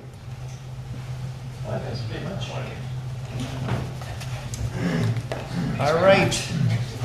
Mr. Clerk, would you please introduce the next item on tonight's agenda? Yeah, thank you, Worship. Tonight's planning public meeting was advertised to start at 5:30, so it's nice to see we're just about right on time. A public meeting is now being convened to consider a proposed amendment to the city's zoning bylaw, phase standard plan of condominium, and a standard plan of condominiums to permit apartment dwellings, stacked and stacked back-to-back townhouses containing 312 units at 6705 Crop Street and 4735 and 4737 Pettit Avenue. Notice was given by first-class mail in accordance with the Planning Act on May 5th, 2022, and by posting a sign on the property in question. Anyone who wants notice of the passing of the zoning bylaw amendment and the standard plans of condominiums to participate in any site plan process if applicable, or preserve their opportunity to appeal to the Ontario Land Tribunal with regards to the zoning bylaw amendment, shall give notice to the city clerk immediately after today's public meeting, or use the sign-in sheets located just outside the council chamber. Thank you very much, Mr. Clerk. I now ask our planner, Alexa, to explain the purpose and the reason for the proposed zoning bylaw amendment and standard plan of condominium. Okay, thank you. Good evening, Mayor Diodati, members of council, and members of the public. My name, as mentioned, is Alex Cooper, and I'm a planner with the city for this file. The requested zoning bylaw amendment proposes to rezone the land to 3 site-specific R5D zones to facilitate the creation of 3 separate condominium corporations on the property.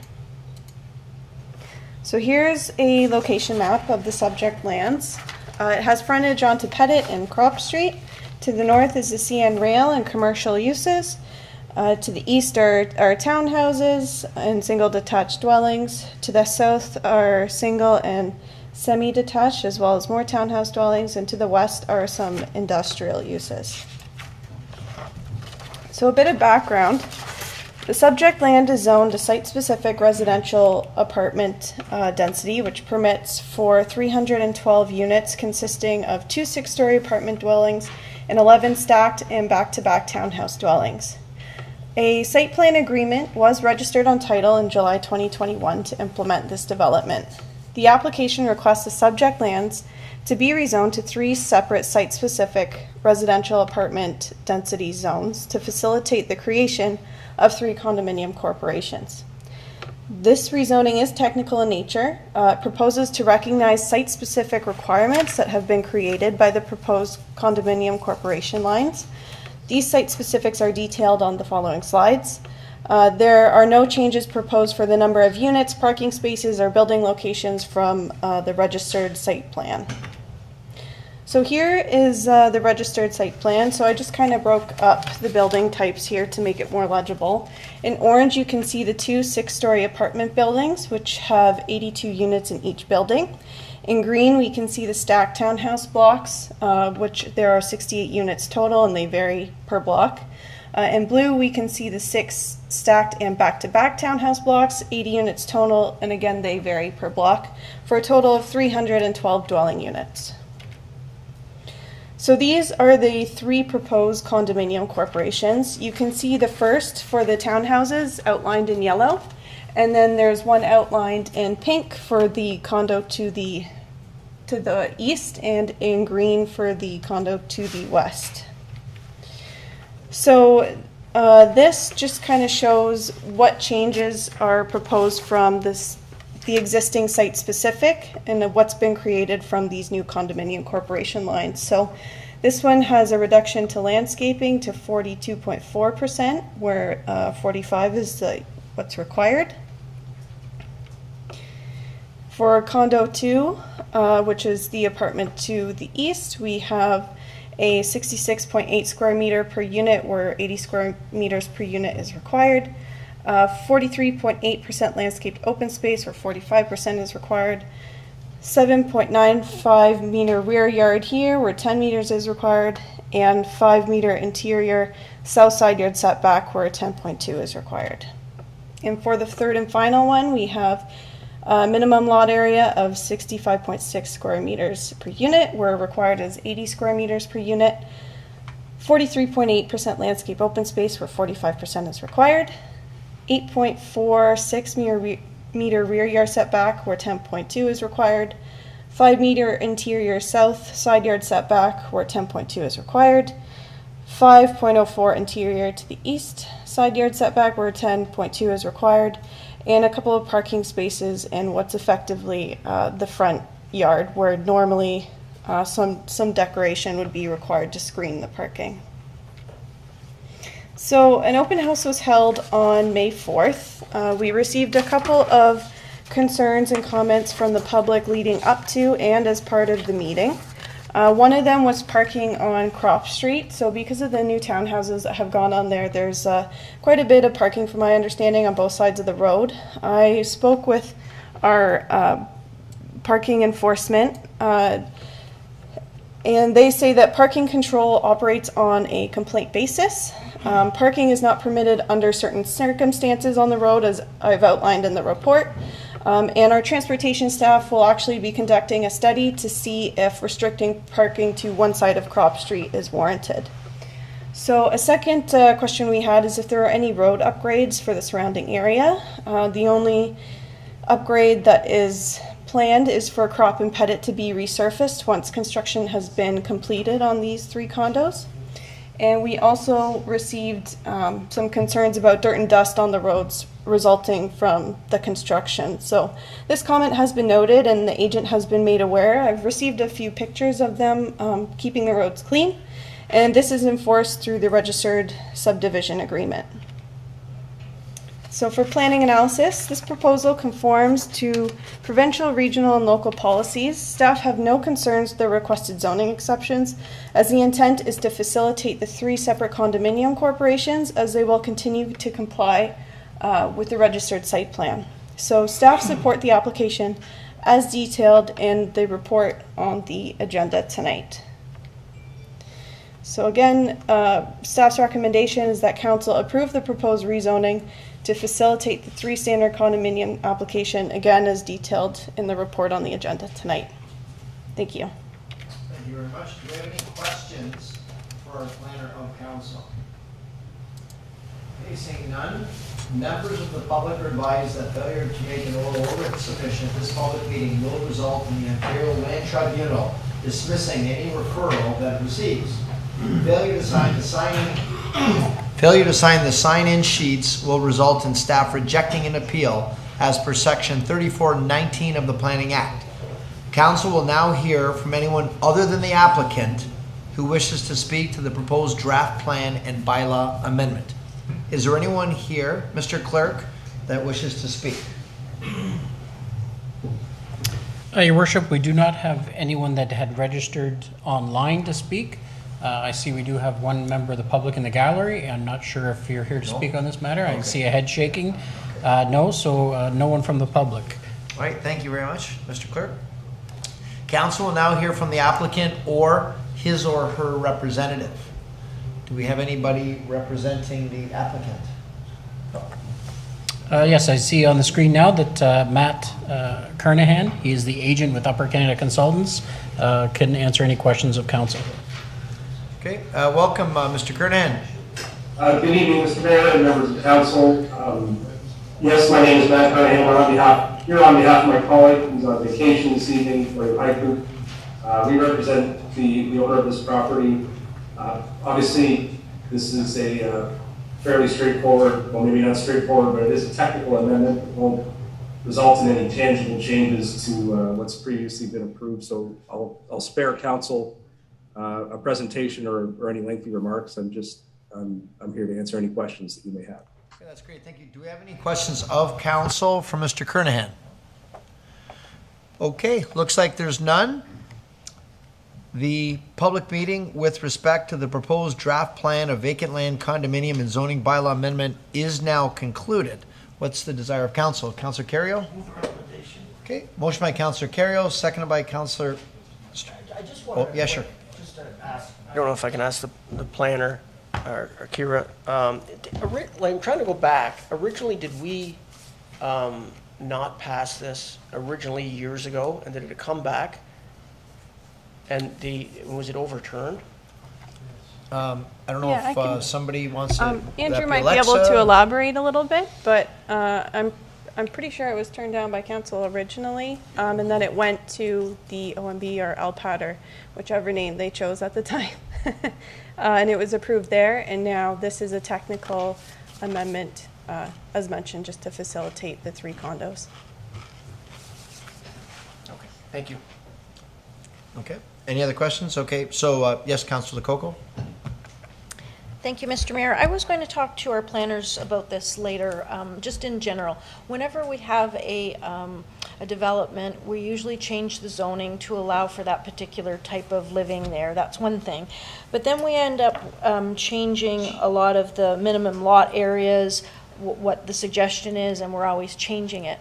I guess my question is, almost on every single development we have, we're changing what is the requirement. So if we're changing the requirement all the time, shouldn't we be following rules, and why do we keep changing them? Like if our council denied it before it went to OMB, why would we be making these changes, like minimum lot area or 80 square meters down to 66.8, minimum rear yard 10.2 down to 7.95. I need to understand the concept, I guess, of planning. When we have rules, here's what we're supposed to do. We've already changed the allowance for the type of living there. Why are we changing all of these requirements? Because those are the things that affect the neighbors, you know, if they're not so close, if they're too close, that sort of thing. So that's my question in general. Okay, Thank maybe you. we can ask Ms. Dolch, our Director of Planning, if she could help us answer that question. Thank you, Your Worship, through you to the councillor. So I'll speak just in general on this case, and then I'll talk just generally and broadly. In terms of this particular instance, it's just lot lines being created, which cause the zoning changes. There's nothing changing from what was originally approved. The coverage overall on the entire site remains the same. Everything still remains the same. That was originally approved by the Ontario Municipal Board or whatever it was called back then. But in this case, the condominium lines are creating separate parcels or separate pieces, which creates some deficiencies because it's an overall site. So as you divide up the lots, there's setbacks from those.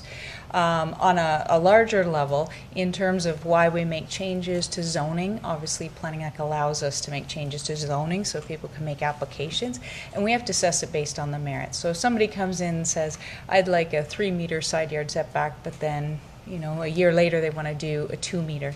Sometimes they don't have all the details they're looking at, and they get into their designs of buildings and other things, and that's where they find out, oh, no, I need a little smaller. So that's where we have to assess it. Does it still meet the requirements we're looking for? For example, a side yard, can you have drainage? Can you, do you still have that accessibility to get to your roof and other things? Those are kind of the things. Accessibility, how do you get to your backyard? If somebody wanted to go 0, is that feasible? Those are things we assess. But it has to be on a case-by-case basis as the applications come in. We can never say, sorry, you can't make an application. That's not required under the Planning Act, even if they have done it previously.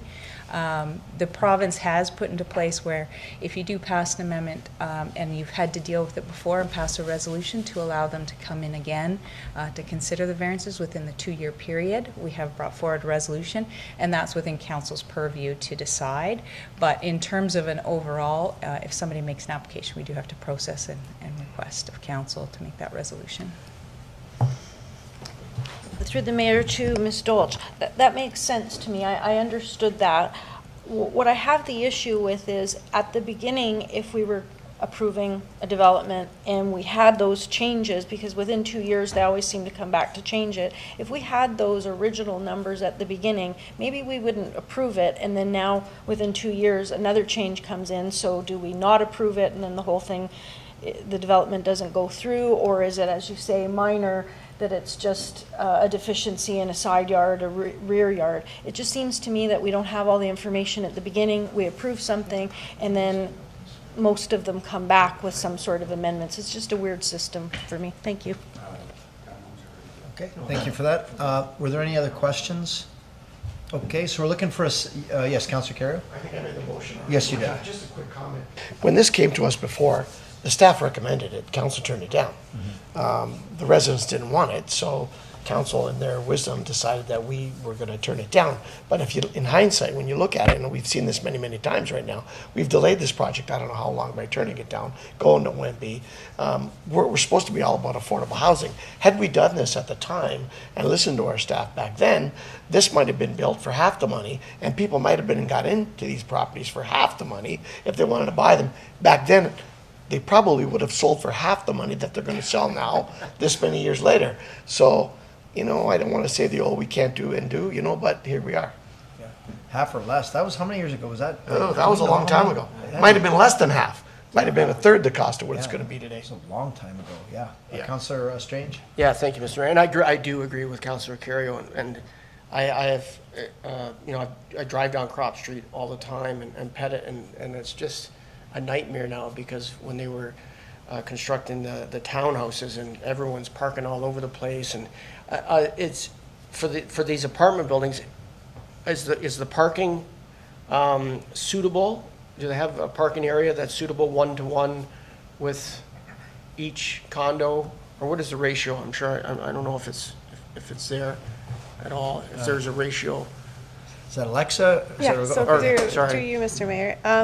The ratio is 1.23 parking spaces per unit, and that's being carried over from what was previously approved by the OMB. So they're not looking at changing that parking ratio that was previously approved. Okay, thank you. And you know what, after the next election, I can't see it getting any better with the parking because they're getting a lot of apartment buildings have with no parking. So, it's that neighborhood is very congested, but like Councillor Kerrio said, you know what's going to happen, you turn it down and it's just going to get overturned again, and it's just going to cause a delay to the property, and we are in an affordable housing crisis. So, Okay.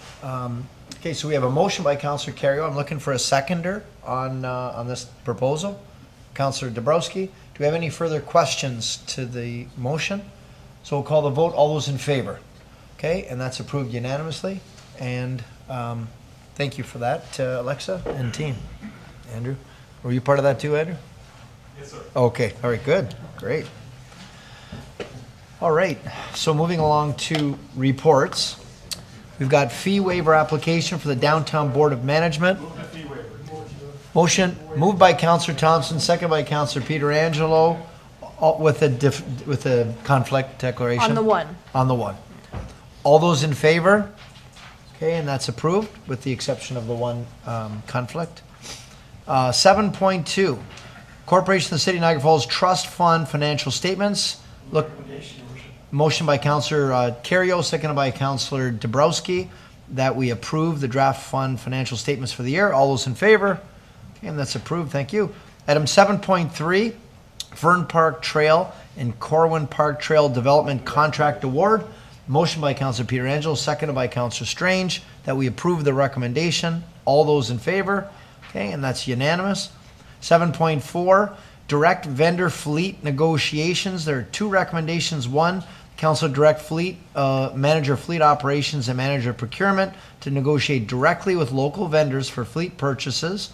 And secondly, that until December 31st, Council delegate the authority to the CAO to approve such purchases.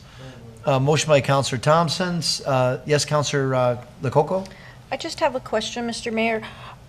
Do I read correctly that there's 3 7-passenger minivans for transit? And I guess my question would be, with their amalgamation, do we need to purchase those now? Okay, Are we'll those go- for our transit department? Okay, we'll ask our CAO. Thank you. Through the chair, good question.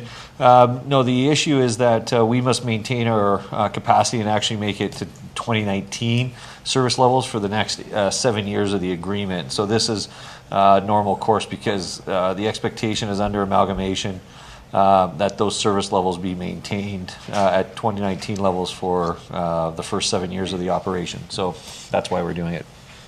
Thank you. Okay, thank you for that. Seconded by Councillor Kerrio. We'll call the vote. All those in favor? Okay, that's unanimous. Thank you for that. Consent agenda. What's the direction of council? Motion by Councillor Thomson, seconded by Councillor Dabrowski, that we approve the consent agenda. Councillor Lococo, did you have something you'd like lifted? Yes, I would like to lift 8.1, Council's Code of Conduct. 8.1, Code of Conduct. Okay, well, why don't we deal with that one first? Okay, thank you. I just wanted to make some comments. I know when we originally voted to not be able to take notes, not take notes out, not using electronic devices, not have the material beforehand, I thought it was a fine idea. That was fine.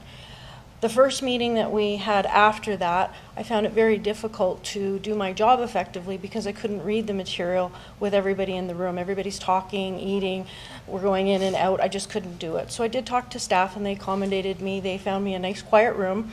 And that was good until that room was occupied. So I've been in 5 different rooms reading my material 30 minutes to an hour. I have a difficulty in the sense that I need to read material over and over. I read my agenda 2-3 times. If I'm just handed material, it takes me a while to digest it, and I like doing additional research, resources. I find it very difficult this way that we've set it up.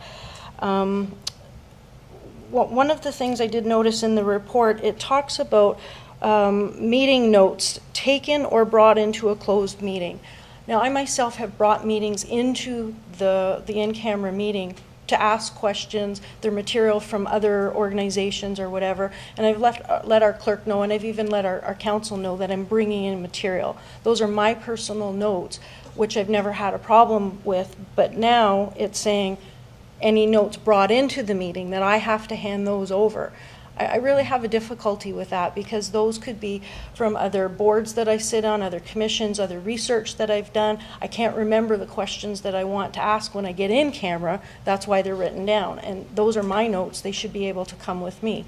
And one final note, two boards that I sit on recently have had in-camera discussions, and I was given those reports as a board member prior. I was able to read them, but as a council member, I wasn't given them until I walked in the door.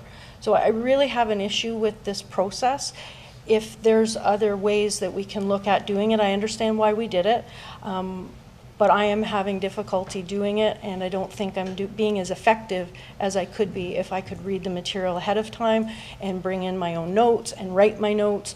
I go through tons of these books. I'm always writing notes so I remember things that I can go back to it, but I did want to put it out there that I am having difficulty with this process. So is your concern then, Councillor, so you're able to meet beforehand to review the information. Your concern is that you have to hand in the notes that you make when you're before the meeting. Is that what your concern is? There's a couple of concerns. One, if I can't have the material ahead of time, at least reading it 30 minutes to an hour before is better than not having it. So that's okay, but I still can't digest it that quickly. I read things over and over beforehand. So in a perfect world, I would like to have it ahead of time so I can do my job effectively. Notes, a month later, if something comes up on that particular item, I have no notes to go back to. I can't see what I wrote down or what I said or what someone else said. So it's limiting my effectiveness as a councillor, I believe. And especially bringing my notes in, I don't see why I should have to hand those notes. And I'm very cautious that I don't write anything new on those notes. If I am writing, I'm writing on the agenda that's turned in afterwards. So those are my issues that I'm having, and if anybody has ideas about how to do something differently that would help me in that respect, I would appreciate that. Okay, all right, thank you for that. Councillor Strange. Well, Mr. Mayor, we know why we're in this position, that we can't bring them out, but if Councillor Locoko, even if she would like to have 2 hours, and she gets a particular, like if it's this sheet, she writes all her, whatever she wants on it, she goes in and she can take it out. Like, you know what I mean? Like, or one sheet or something like that with all her questions and show it to the clerk beforehand. I don't care about that, but even and then if she gets 2 hours to get here beforehand, if she wants to hang out in the room and have a look at the agenda. Would that help, Councillor, if you had additional time for reviewing the in-camera? Thank you, Mr. Mayor. That is a good suggestion, actually. I did that one other time. The one meeting I did miss, the in-camera meeting, I met with the CAO, I read the material, and I was reading the material, and I had all of these questions, and I couldn't remember them all. So I did ask staff, could I write down my questions, hand them into the staff who would give them to the CAO to give to me when I met with him to understand what was going on. Even if I come in 2 hours, I really need time to digest things. I want to do other research because I do value the information that the staff give us as a report, but to me that's one perspective, and sometimes there's other resources that I can look at. So whether I come in 2 hours, it's appreciated that there's a suggestion, but I don't think 2 hours is going to help me more than if I was there an hour. Sometimes there's only 2 pages, and then other times there was 80 pages. I have to talk to the staff and ask, how many written reports are there, and I just have to gauge. Sometimes if there's a lot of figures, money, concepts, financial concepts, I just need more time, and I'm having a difficulty being effective with the way that it's set up. If others don't, that's their role that they're playing, but I can't.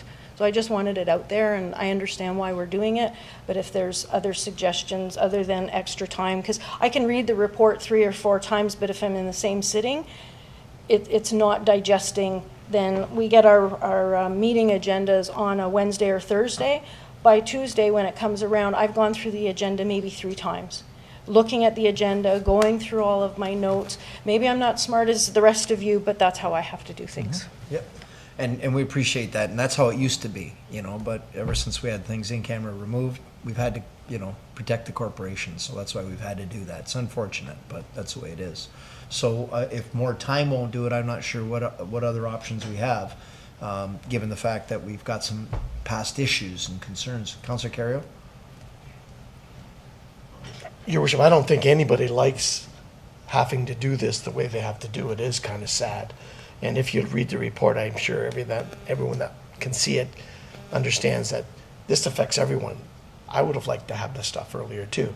I don't like being put in this position where we used to do it and be able to take the stuff home. But the goal is to protect the taxpayers' documentation. So we do what we have to do.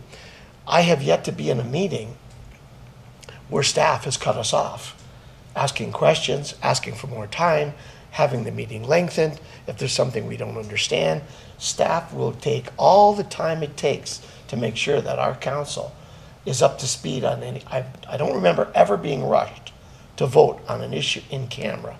If one of us gets up and talks about not understanding or needing more time or more information, I also don't remember too many times, if any, having something being asked to be deferred because we'd like more time to mull it over or whatever. So we have that option. If we don't like what's happening, if we don't like that the fact that we haven't had enough time or explanation, we can ask for it to be deferred. We can ask for staff to explain it better. I think that staff is very cooperative. I'm sure they don't like being in this position either. Or in it, we can make it work. Councillor Lococo or anyone else that needs more time on an issue, we're glad to sit there. No one ever wants to rush out of the meeting.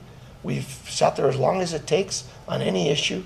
If we need more time on an issue, I'm sure staff will take the time and make sure that everybody understands it well enough to vote on it. And personally, I don't care how long we take, but I'd rather sit there for an extra half hour, and protect the documentation that we are entrusted to protect for our taxpayers. So I'm going to support the motion as it exists. Okay, thank you. Councillor Lococo. Thank you, Mr. Mayor. Thank you, Councillor Kerrio. You are correct. Our staff have been very good in providing the information. It's never been to that point. I think the point for me is I may think I understand something going in, and if we go through the report and then we're voting on something, I haven't been to the point that I didn't understand exactly what was going on, but maybe I didn't understand some of the finer details or maybe the reasons why we would vote in a certain way. So I have, in a couple of instances, said that I would not vote for reasons that I haven't had a chance to read the material or that I wasn't comfortable in it. But yes, you are correct. We do have the option of deferring, taking as long. Staff have been very good accommodating us. But for me, I need more time to do that. And obviously that's not going to happen, but I just did want to put it out there. Maybe what we could do is we can receive the information, direct staff to update it, and we can add at least, maybe it doesn't solve all your issues, but it adds some more time to the reading, pre-reading time. Maybe we can do that. That can be a compromise. Thank you, Mr. Mayor. I don't think if I ask staff, like usually I tell Heather I'm coming in at a specific time. No one's ever said, well, Lori, that's more than 30 minutes or more than 45 minutes. That's not the issue. It's the issue for me. If I'm sitting in one place at that same particular time, reading it over and over again, I haven't had time to digest it and learn other resources because we don't have any technology. We can't Google things. I can't go look at other reports. I can't go back to my notes to see if we've talked about it. That's the issue. It's not the time issue. Fair enough. Fair enough. Councillor Strange? Yeah, Mr. Mayor, if there's a suggestion to what you want to do without going back to where we were, and we know why we're in this position, I don't know if you have a better system. If you do, then I don't know what else to say. Like, what would you like to do then? Well, thank you, Councillor Strange. As I said, I didn't have a suggestion, and that I was hoping if anyone else did. I understand why we're in the position. However, I find that this is affecting my job in camera material, and I want to be extra cautious. It's usually in camera because it is a very important issue under one of those specific reasons why we can be there. So I have been comfortable in voting in what I was doing. I do wish I had more time to understand things, because a lot of times, we go through things sometimes very quickly, sometimes very long. Sometimes there's a lot of reports, sometimes it's just a couple pages. So every person is different in how they learn and how they retain knowledge. This is not working for me, but I do not have another suggestion within the parameters that we have put together. I will say you do ask good questions. You do seem to have a good grasp, in camera. You do a good job. Yeah, and I agree, Mr. Mayor. We don't, none of us want to be in this, because it's because of that reason, because of that, this is the only system we're able to do. I would like to go back to the old way, but unfortunately it doesn't work. We're putting the corporation at risk. So that is the reason why we're in this in the first place. So if you ask the person about that reason, then you might get your answer. I don't know.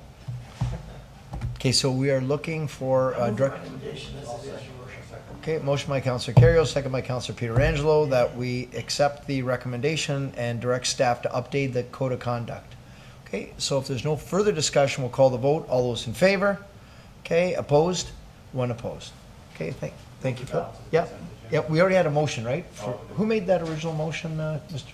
Thomson and Dabrowski. Okay, Councillor Thomson and Councillor Dabrowski. We'll call the vote on the remainder of the consent agenda. All those in favor?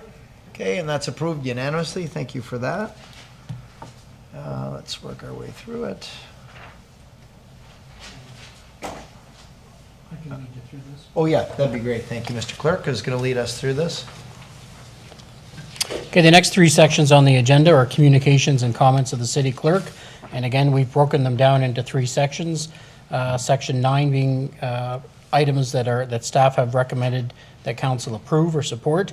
Then I'll jump ahead to section 10 for information correspondence. And then section 11 is a couple of items to refer to staff. So first of all, section 9, there at any point in time, as soon as I'm finished with each section, I'll pause in case anyone from council would like to lift or have a discussion on any of these items. But items 9.1 through to 9.9 be that council approve or support these particular pieces of correspondence. The first one being a noise bylaw exemption for the Gujaratari Society Niagara Inc. It's an outdoor concert on Saturday, July 16th at Fireman's Park, and they're requesting this noise bylaw exemption to allow a band to play at the amphitheater there until 10:30 p.m. 9.2 is a proclamation request for the 230th anniversary of the Black Loyalist Exodus from Halifax to Freetown. There are a number of municipalities across Canada who have proclaimed this event. 9.3, proclamation request for Never Give Up Day for Thursday, August 18th. It's a global celebration day focused on cultivating a mindset of determination. 9.4 is a memo from our Seniors Advisory Committee. This is them updating their terms of reference. And they've reviewed those terms and have made some recommendations for the next term coming up after the next municipal election. 9.5, correspondence from the United Way involving the Niagara Period Poverty Advocacy Brief. That is being recommended by staff as well. 9.6, noise bylaw exemption and request to waive licensing requirements for the Niagara Falls Queen Street Latin Festival. This is taking place July 23rd through to July 25th from 11 a.m. to 11 p.m. on Queen Street. And this is in between Chrysler Avenue and Buckley Avenue. Council is also asked to declare the festival an event of municipal significance in order to assist with obtaining their permits from the AGCO. 9.7 is a memo from transportation. The attached memo deals with free transit request. Let me just bring it up on my agenda here. And the memo, is actually from the Seniors Advisory Committee dealing with transportation. And they've had a couple of requests, one for free transit request for June 22nd, 2022. That's to attend the McBain Community Center for the Older Adults Open House to celebrate Seniors Month. And then the second part of their request is that alternate transit routing criteria be forwarded on to regional staff. 9.8, another bylaw exemption for St. George's Serbian Orthodox Church, and this is to extend the noise bylaw to 11 p.m. to permit some live music for a few of their celebration events, 4 dates in particular. And then lastly, Clifton Hill BIA has submitted their 2022 budget request, and council is recommending approval. So again, the motion there would be items 9.1 through to 9.9. Staff recommending council approve those requests. I'll second. Okay, sorry, so motion by Councillor Thompson, second by Councillor Pietrangelo. Councillor Lococo? Thank you, Mr. Mayor. I'd like to pull 9.5, United Way period poverty advocacy. Okay, 9.5. Okay, so let's deal with that one first, sure. We made a motion a while ago to have period products in some of the municipal buildings, and I was wondering if that could be part of the report. How is that going? What was the cost? It's their motion. It's not our staff's motion. It was the United Way's motion, but we've already put a motion forward, and I don't know how many buildings that's in. Is it working? Is it not working? What could we do? If we can put that as part of the report too, please. Okay. CAO is not here right now? It was Kathy Moldenhauer that was handling it. And I don't know if she is, I just want to make sure she's hearing this. Is she in? Miss Moldenhauer? She's not. No? We can just take that as direction to Okay, staff we and can have staff follow up. That'd be great. Thanks, Thank you. Mr. Clerk. Okay, so we'll do that. So we can call the vote. Motion by Councillor Thompson, second by Councillor Pietrangelo to move the remainder. All those in favor? Okay, and that's approved unanimously. So are you gonna keep going, Mr. Clerk? I just move that we receive and file 10.1 to 10.4 unless someone pulls one. Okay, Councillor Lococo, yeah, go ahead. I'm sorry, Mr. Mayor. Thank you, Denise. 10.1, the development charges, rather than just receive and file, could we forward that information to staff to get some comments about how this is going to affect us?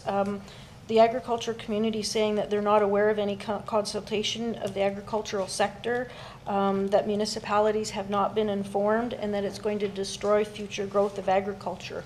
So I think that we need to have some sort of awareness, and if staff can give us a report on this. Okay, do you want to make that Yes, motion then, please. Councillor? Okay, motion by Councillor Lococo, second by Councillor Kerrio, that we forward 10.1 to staff to get a report back on. We'll call the vote. All those in favor? Okay, that's unanimous. And the other one that I had to pull was 10.4, the environmental report. Okay. I know when Councillor Thompson brought this up and I seconded it, it was about the environmental issues and the concerns at the Victoria Avenue, Bridge Street, roundabout that they're having. And this report had some great statements in it that were supportive in what the processes were, and then some of it I was completely lost. They had maps and that sort of thing that I didn't know what they were trying to say. But they said that there was soil and groundwater management. They said that it was in compliance with soil and water ground management back in 2014. It talked about the characterization of excess excavated material that may require offset disposal, and I guess that's the big mounds of dirt and ground that people were seeing with the sticks and the signs. So that they do say that that is, they were characterized. I guess we just don't know what the processes are, and that's what the residents are upset about. They see these great big piles of contaminated material, and there's a sign on it saying contaminated material. I don't think we know enough of the processes, and that's why some of the residents are afraid. It also said that the soil and water samples were tested. It said that control was in place by the FCD region with a verified engineer. Like, it hit all of the points to say that they are overseen. And I was speaking to Mr. Nickel before the meeting, and I was hoping that we could have a little bit more information. This was a region report with some of the specific concerns from the residents. Some of them are addressed in one-liners, but if we could have a more detailed report, if Mr. Nickel could maybe comment on that. Yeah, maybe we can ask Mr. Nickel to comment on this. Yeah, thank you, and through Mr. Mayor, I would appreciate if there were specific items that could be addressed. If those could be itemized, I'd gladly get them to the region for review and comment. This is a Region of Niagara project, and we've been partners with them on the infrastructure that we own that's being upgraded at the same time. So rather than me trying to ask the region the questions and then bring that back in a separate report, I felt it appropriate to take what had already been presented and approved unanimously by Regional Council in October back to this council, so you have an understanding that this is an issue that is being addressed. On all of our projects and regional projects, which are of even more importance because of the extent of work, this type of work that generates surplus excavated material is required to be managed by a qualified professional and soils consultant.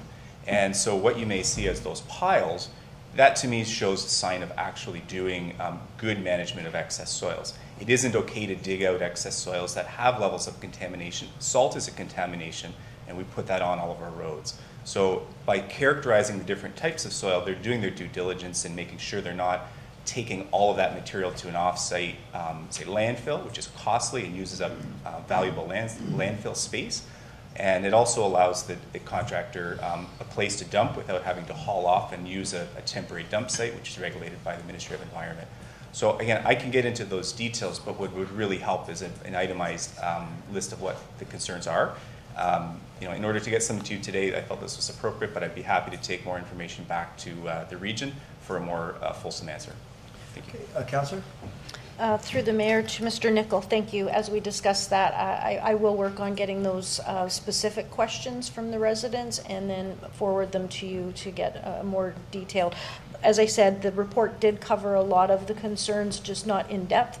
And if we can go a little bit deeper to alleviate the concerns of the residents, that would be great.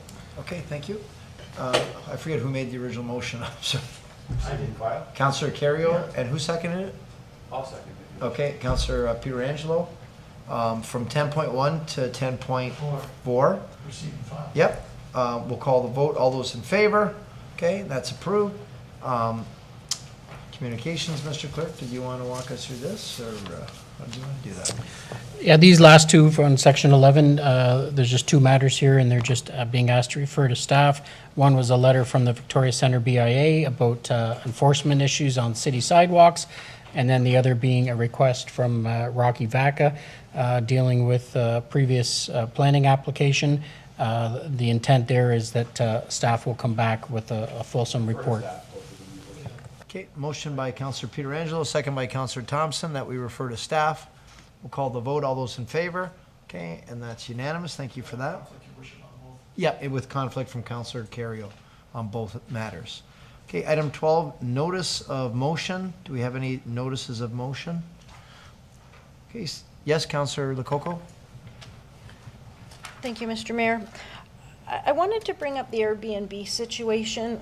We still have a lot of residents that are having challenges with Airbnb, and it's the process, it's not our staff. Our staff are being very diligent in following the process. They're following the outline that they've been given. They're following getting the evidence, taking the evidence to court.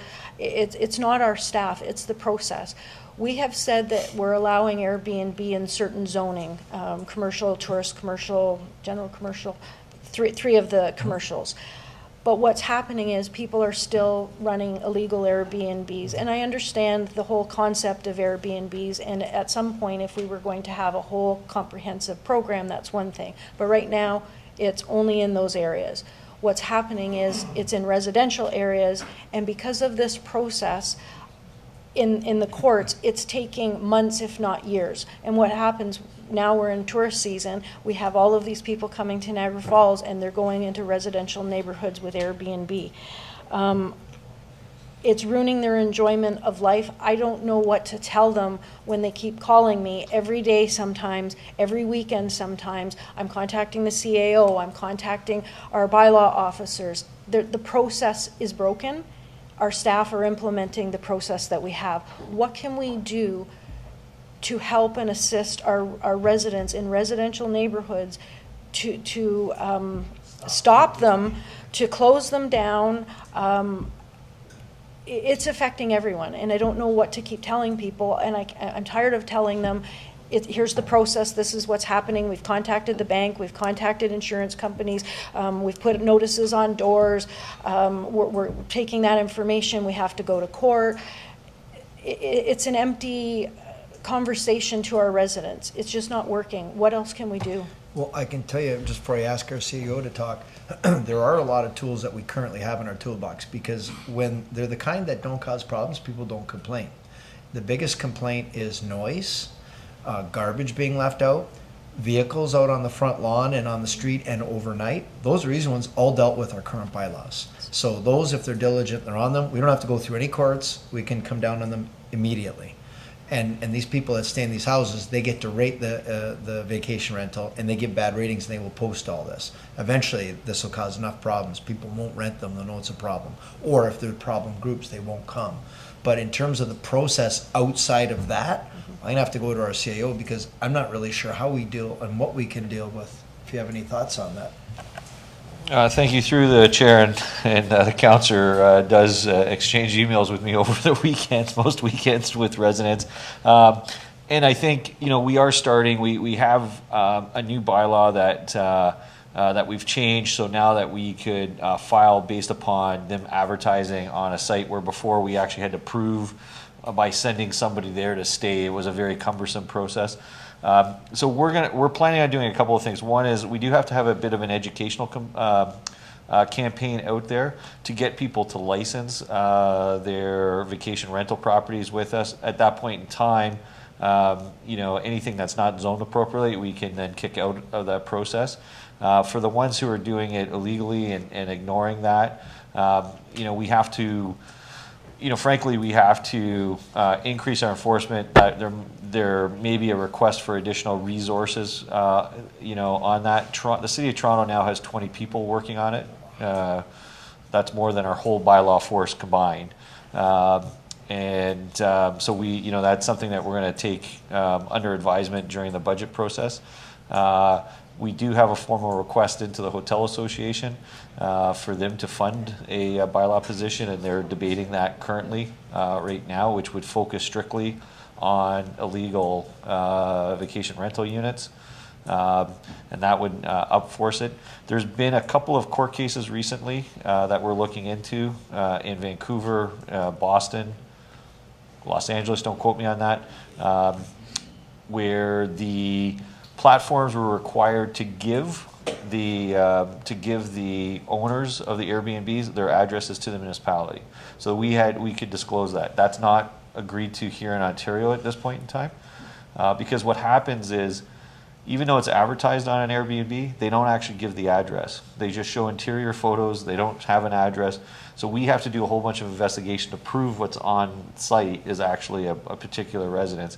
If we can get to that stage, and it's something we may bring up at AMO too, to get provincial support on getting that exchange of information, more available to the municipalities, that would certainly more rapidly enforce that, so we won't have to go through as much investigation process. So we don't have, as the mayor said, we do have a couple of things that we can trigger: parking, garbage and stuff, but it doesn't actually stop the actual business of it. And we are going to try, and we'll be looking for other solutions going forward. But expect a large educational blitz coming out with their new bylaw and new registrations for that. And we're hoping that people who, just don't understand the rules, we can kick some of those out quickly through the education and when they actually go to get licensed. Because right now, Bill, we definitely have less than 100 vacation rental units licensed, and we know that there's far more than 100 currently. So we need to get on, we need to start in that process. Thank you. Through the mayor to the CAO. You talked about the new bylaw that once they advertise, we can charge them. In one of the recent emails with our bylaw, they said it was hard for them to know that was the one that was advertised, because as you said, they used to put up a picture of the front of the house and, oh, look how nice the house is, but then bylaw knows about it, so they don't put up the front house, they only put interior. But now bylaw is saying, well, how do we prove it's that listing? So we seem to be going around in a circle, and I know Councillor Campbell has said in many times, there's no point in having a bylaw if we can't enforce it. There's no point in having rules if we can't enforce it. And a lot of the residents, even though they're not having huge parties at the Airbnb, Just because they're illegal and they're next door, that's enough for people to be upset about. They follow the rules, they pay their taxes, they're just upset that they're there. And the three things that I tell them, garbage, parking, and noise. They know those three, and they're getting tired of those same three. We really have to do something. So I do appreciate some of the different tools that you're looking at, and if we can maybe investigate what other places, like you were talking about, we have to come up with something. These are our residents, and they're losing the enjoyment of their homes. Can I put a motion forward to do some more absolutely. investigation for Airbnb enforcement? Okay. Motion by Councillor Lococo, second by Councillor Thomson. We'll, if there's no further discussion, we'll call the vote. All those in favor? Okay, and that's unanimous. The other thing I wanted to discuss, I'm sure you're all getting emails about the fireworks. Last meeting I brought it up. I was speaking to April Jeffs at the Niagara Parks Commission. She was speaking to the commission. She was also speaking to the Illumination Board. Now I'm talking with Janice Thompson. She was going to talk to the Niagara Falls Tourism. And I explained to Janice that a lot of people are not anti-fireworks. They're anti-144 days of fireworks. I'm having people send me videos of their dog that takes 2 hours to calm down, that's going under dressers, and the dressers are falling and they're shaking. And this is happening every night. It's not just, on a weekend or something. And Janice Thompson said, before the pandemic, we did have every night fireworks. And I said, I do remember that, but I think it's the way that we market. It's not really we, because it's not the city of Niagara Falls, but the Niagara Falls Tourism, how they marketed it, they marketed 144 consecutive nights. And our residents are really upset. Our residents live here. They know we live in a tourist community. They know that they're going to have some inconvenience. It's the number one, we have 40,000 people who work in the tourism industry. They get that. But every night at 10 p.m., some of the suggestions were maybe to go 3 or 4 nights with longer. I know Councillor Kerrio brought up that they were reduced to 5 or 6 minutes. I had a couple people comment over the holiday weekend. They got all their kids ready. They went and got their coffees and their juices and their chairs. They sat down, and it was a 5-minute firework. They said for all of that work for 5 minutes, it just didn't do it for them. And then on the other side, the Niagara Falls Tourism and the speaking with Janice, she was saying that for the ease of promotion, they want to tell the guests there's fireworks every evening, because they would have people say, well, what day is your fireworks? And then that way, you know, there's no confusion that way. Our residents are upset. They understand they're not going away. We need to have some sort of compromise. Janice Thompson said she'd get back to me. Probably nothing would change, but that they are looking at different alternatives. We talked about lasers and drones and those types of things. They are looking at it, but I do want the residents to know that we do hear them, and we're here to serve them, and we're here to work with the tourism industry because it's important to our community. So if we can come up with something that's not as evasive as 144 days, that's what our residents are looking for. So I can mention to you that it did come up, April Jeffs did bring it up at our Parks Commission meeting. It did come up at the Illumination Board meeting that they are looking into alternatives. It's not going to change anything for this season.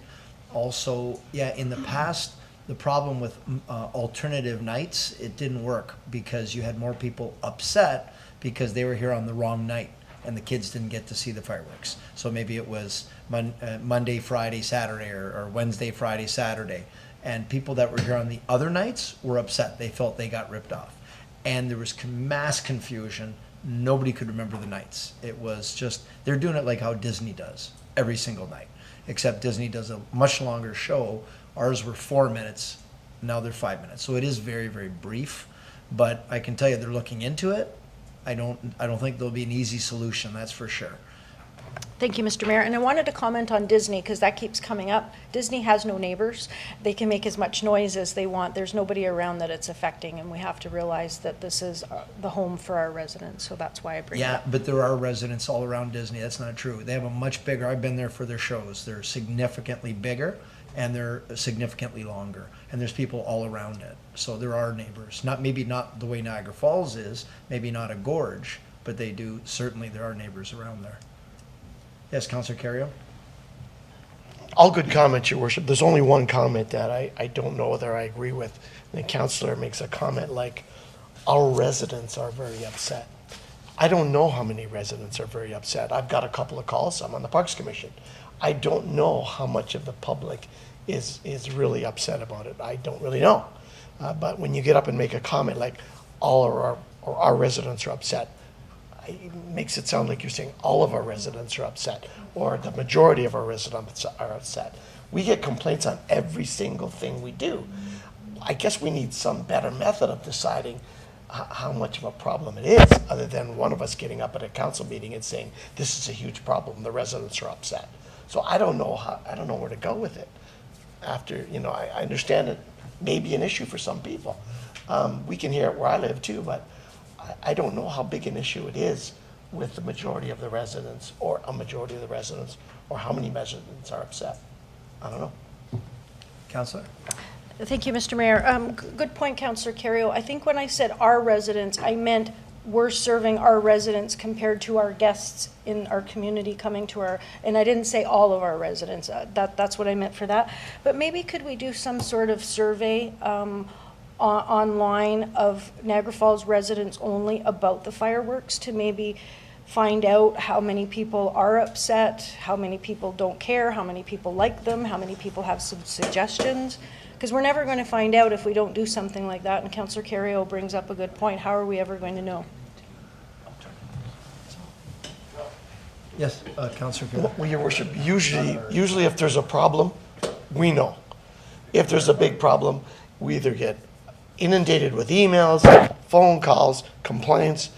I'm not sure I want to go out there and say, well let's just put out something to say, well, how many people don't like the fireworks? I don't know if I want to go there. I mean, if there's a huge issue and there's a lot of complaints, I'm sure we'd be getting them.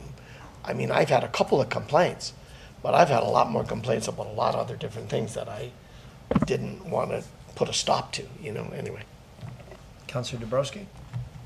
Just to Councillor Kerrio's point, I've seen some complaints on Facebook, but I've also seen some locals that are for the fireworks and look forward to it, especially after the last 2 years we have. So I think a survey might be a great idea, but IT could probably speak more to it. But having a survey that's just local, good luck. I'm not sure how the results are going to be skewed or not, but you're going to have tourists that enjoy the fireworks that are going to be lobbying for it. So there's got to be a happy medium. I get it. We haven't done this before, though. So doing a survey or proposing that before the program's even launched and run for the summer, I'm not sure how effective it would be. People's opinions might change after we go through the program. So I don't have all the answers. I'm not sure it's our communication that it should be coming from, right? I know we have to work with our tourism partners and the Parks Commission, but I'm not sure if it should be a municipal initiative on its own. But yeah, I don't know where to go, but good conversation around the table. But yeah, surveys, I mean, I enjoy surveys as well. Sometimes I just like to get feedback from our local residents, but we're saying whether or not you like fireworks or you don't like fireworks, I'm not sure you're going to get the response that you need. Yes, Councillor?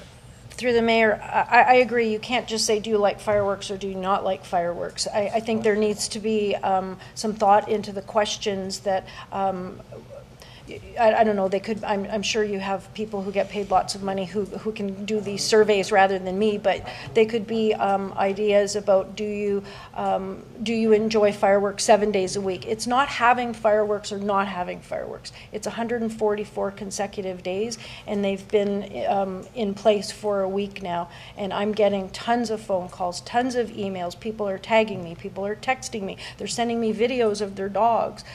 They're telling me what they're trying to do with the dogs, about white noise, music playing, wrapping them up in a blanket.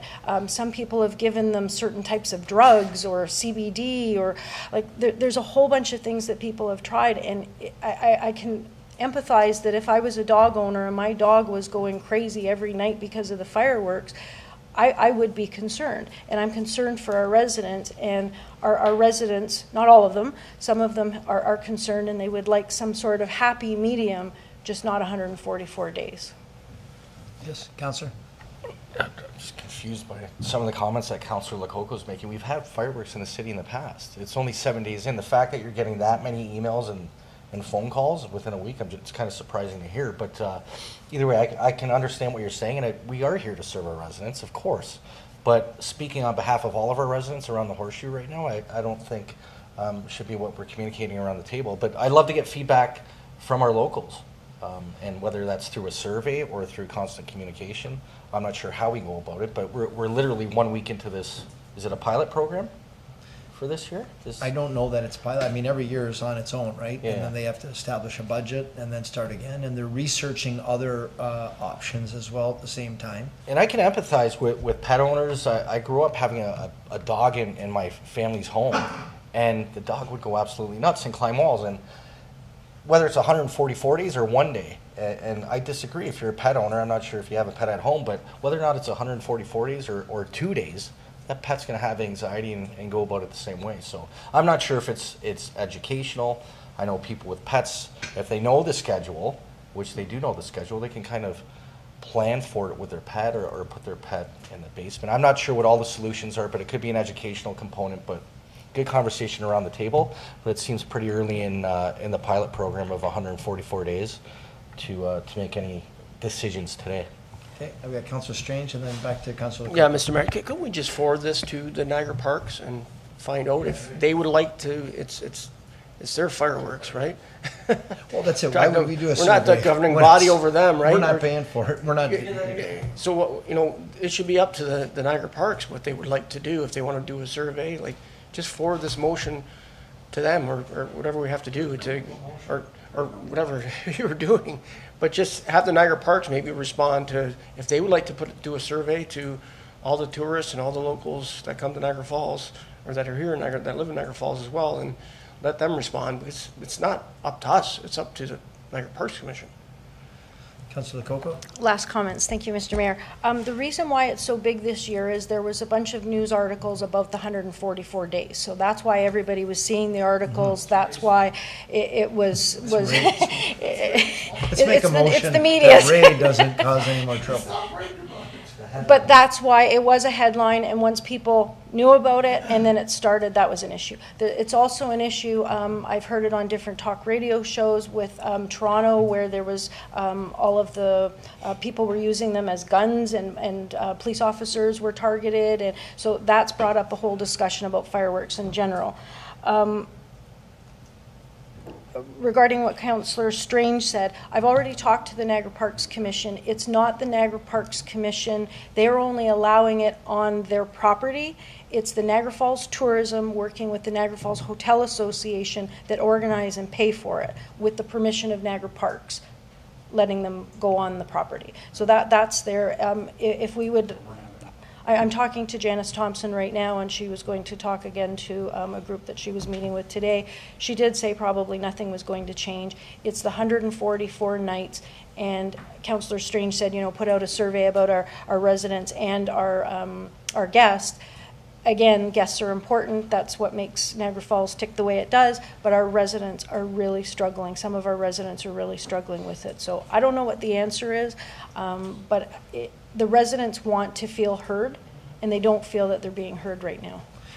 And in addition to the pets, there's PTSD, there's veterans that the noise is bothering them, and there's sensory, if people have sensory challenges as well. So it's those, let alone wildlife. I just read an article, it affects bees. There's a whole bunch of different things that it does, but our residents are trying to tell us things, and I don't know if I'm the one only getting a lot of the calls, but people want to be heard. I think the important thing is that everybody has been heard, and they're working on alternatives, and it takes time. And that's what they're working on right now. They're working on alternatives, but in the meantime, they've made a commitment for the season that they're going to do fireworks. So I don't know what more you can do other than they said, we heard you and we're looking into alternatives at this point. I don't know what else we could do. The city's not the one that's sponsoring the fireworks. It isn't the city. One more question. Yes, Councillor Kerrio. Is your office inundated with complaints and calls about fireworks? No, we have had a few, but very few. I find it odd that if it's a problem in our municipality, that the mayor's office wouldn't be the #1 hotspot. Don't say that now, they're all going to call me. Well, you don't answer when I call anyway. But anyway, no, but I'm just saying, if it was a huge deal, wouldn't it usually come to you first? Yes. I'm just saying. When there's an issue, we hear about it right away. Yes. And I can tell you, we have not been inundated, but I agree with Councillor Lococo. Number one, a lot of strong marketing of 144. Second thing is, we've had 2 years of no fireworks, and it's been quiet in the city. There's been no cars, it's been quiet. And I mean, in one way it's nice, in one way it's terrifying, because if we don't have tourism, we're gonna have a lot of big problems in this town.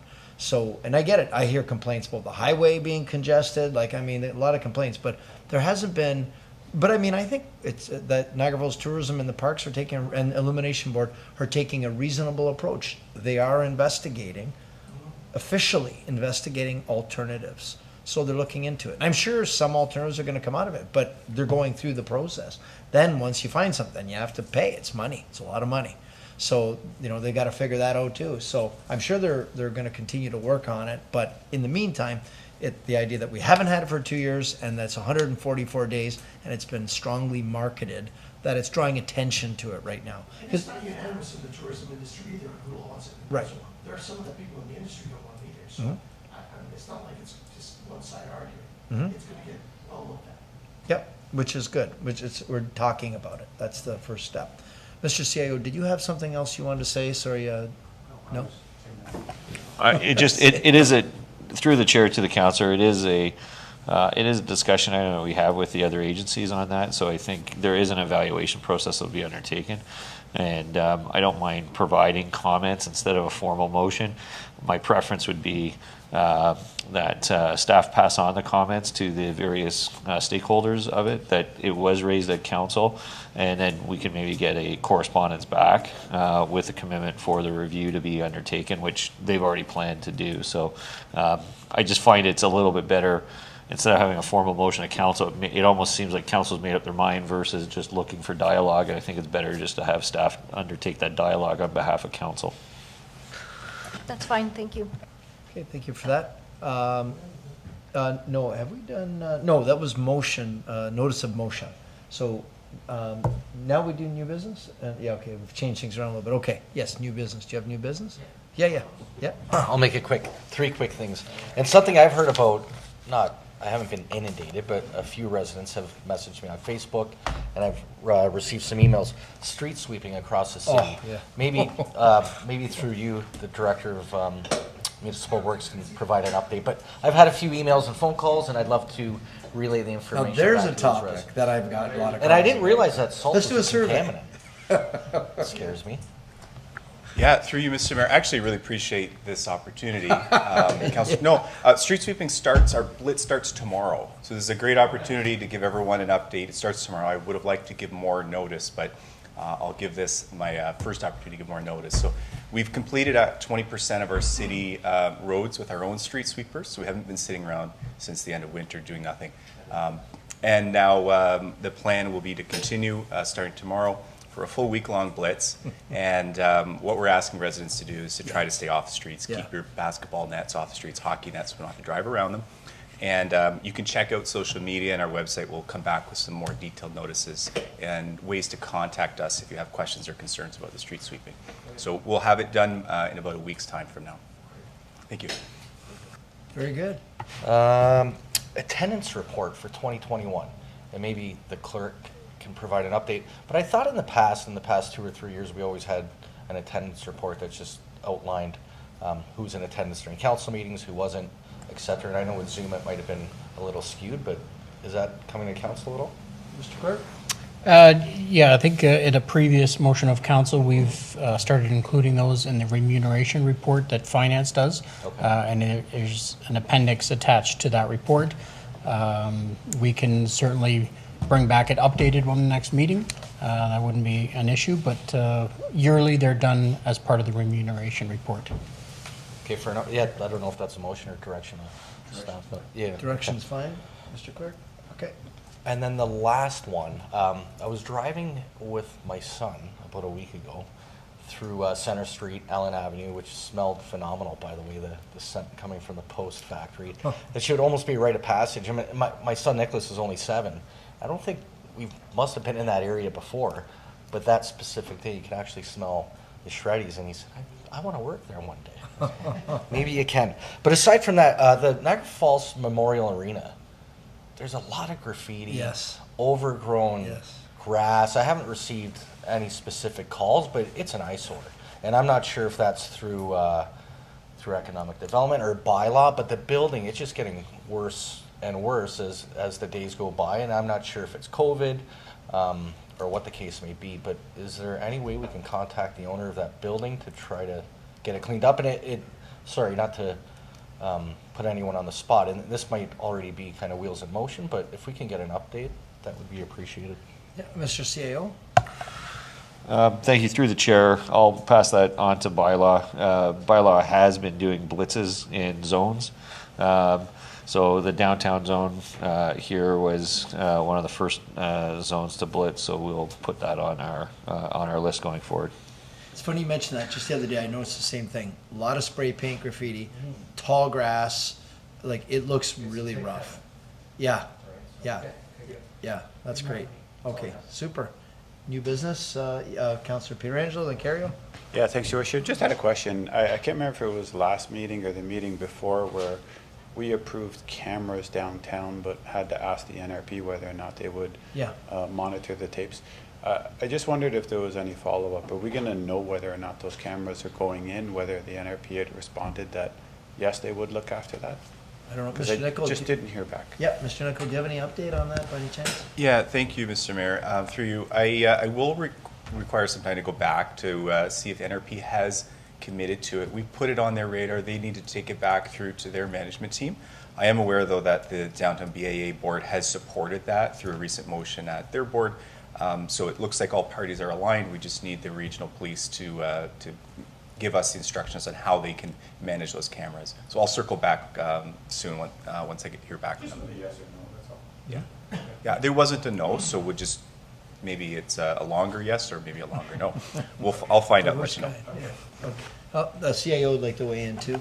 And just in defense of our NRP partners, they're right in the middle of an application under the gangs and guns rules for cameras. The downtown one doesn't qualify for that area because of the nature of the crime there. So I think NRP is dealing with that other issue first, and then they'll probably then look to this situation second because they have to get that other application in, I think, in June.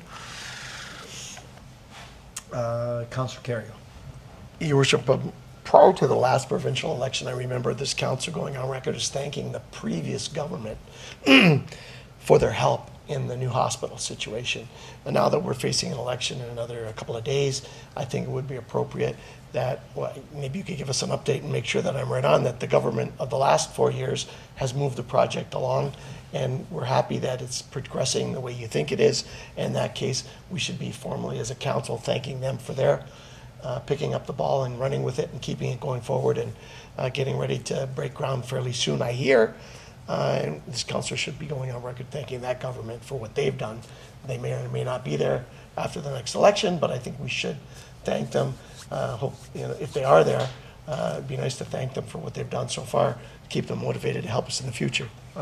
Yes, so it started with Kathleen Wynne when she was Premier and Deb Matthews as Minister of Health. And this council, of course, went out and we got the 30 acres donated, and that started the whole ball moving forward. And Kevin Smith, at the time, was the head of the NHS, and collectively they moved the ball forward saying we do need a new site. We used the region, we used Niagara EMS, we used a whole bunch of logistical studies to determine the best location. They narrowed it down to Welland or Niagara Falls, and then from there they made the final selection that it should be Niagara Falls. We got the land donated. Deb Matthews and the Kathleen Wynne government made the announcement, and now since then Premier Ford and Health Minister Elliott, Christine Elliott, has reconfirmed their support for our site, and we will be breaking ground later this year. So I know some people have suggested they've dragged their heels on it. That's not the case at all. It's the NHS working with them to do all the designs, prepare for going to tender. There's a lot of things involved. When you spend $1.5 billion, this will be the biggest public expenditure in Niagara Region's history. It'll be the biggest in our history. It's a lot of money, $1.5 billion. I mean, you don't just go and spend it and do it.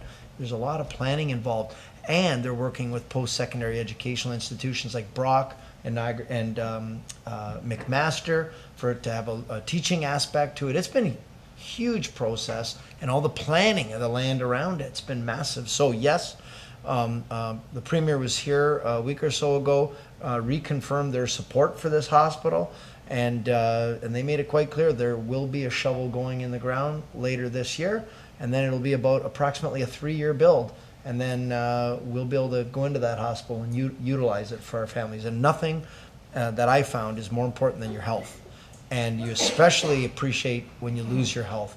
And this is going to be a place that we're going to be able to take care of everybody's health. So I can tell you, I get that question more than anything. It's top of everyone's list, this hospital. So yes, it was established by the Liberal government. It was reconfirmed by the Conservative government, and this is moving forward, and there's going to be a shovel in the ground, and everybody's quite happy working together on it. So then I'd like to make a motion so this council could be on record as thanking the government for the work they've done on our hospital over the last 4 years. Okay, motion by Councillor Kerrio, seconded by Councillor Strange, that we thank the government for their commitment on continuing with the plans to build the hospital here in Niagara Falls. Yes, Councillor Pietrangelo?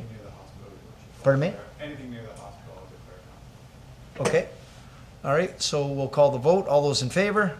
Okay, and that's unanimous with the one conflict. Do we have any other new business? Councillor Strange? Yeah, and to that point, I just saw recently in the paper that the Butera family just donated a large sum of money, $2 million to the hospital. So $2 million. I want to thank them for that. That's amazing. And then someone just informed me, someone really close to me, that it's International Flight Attendants Day today. Who told you that? I don't know, some girl.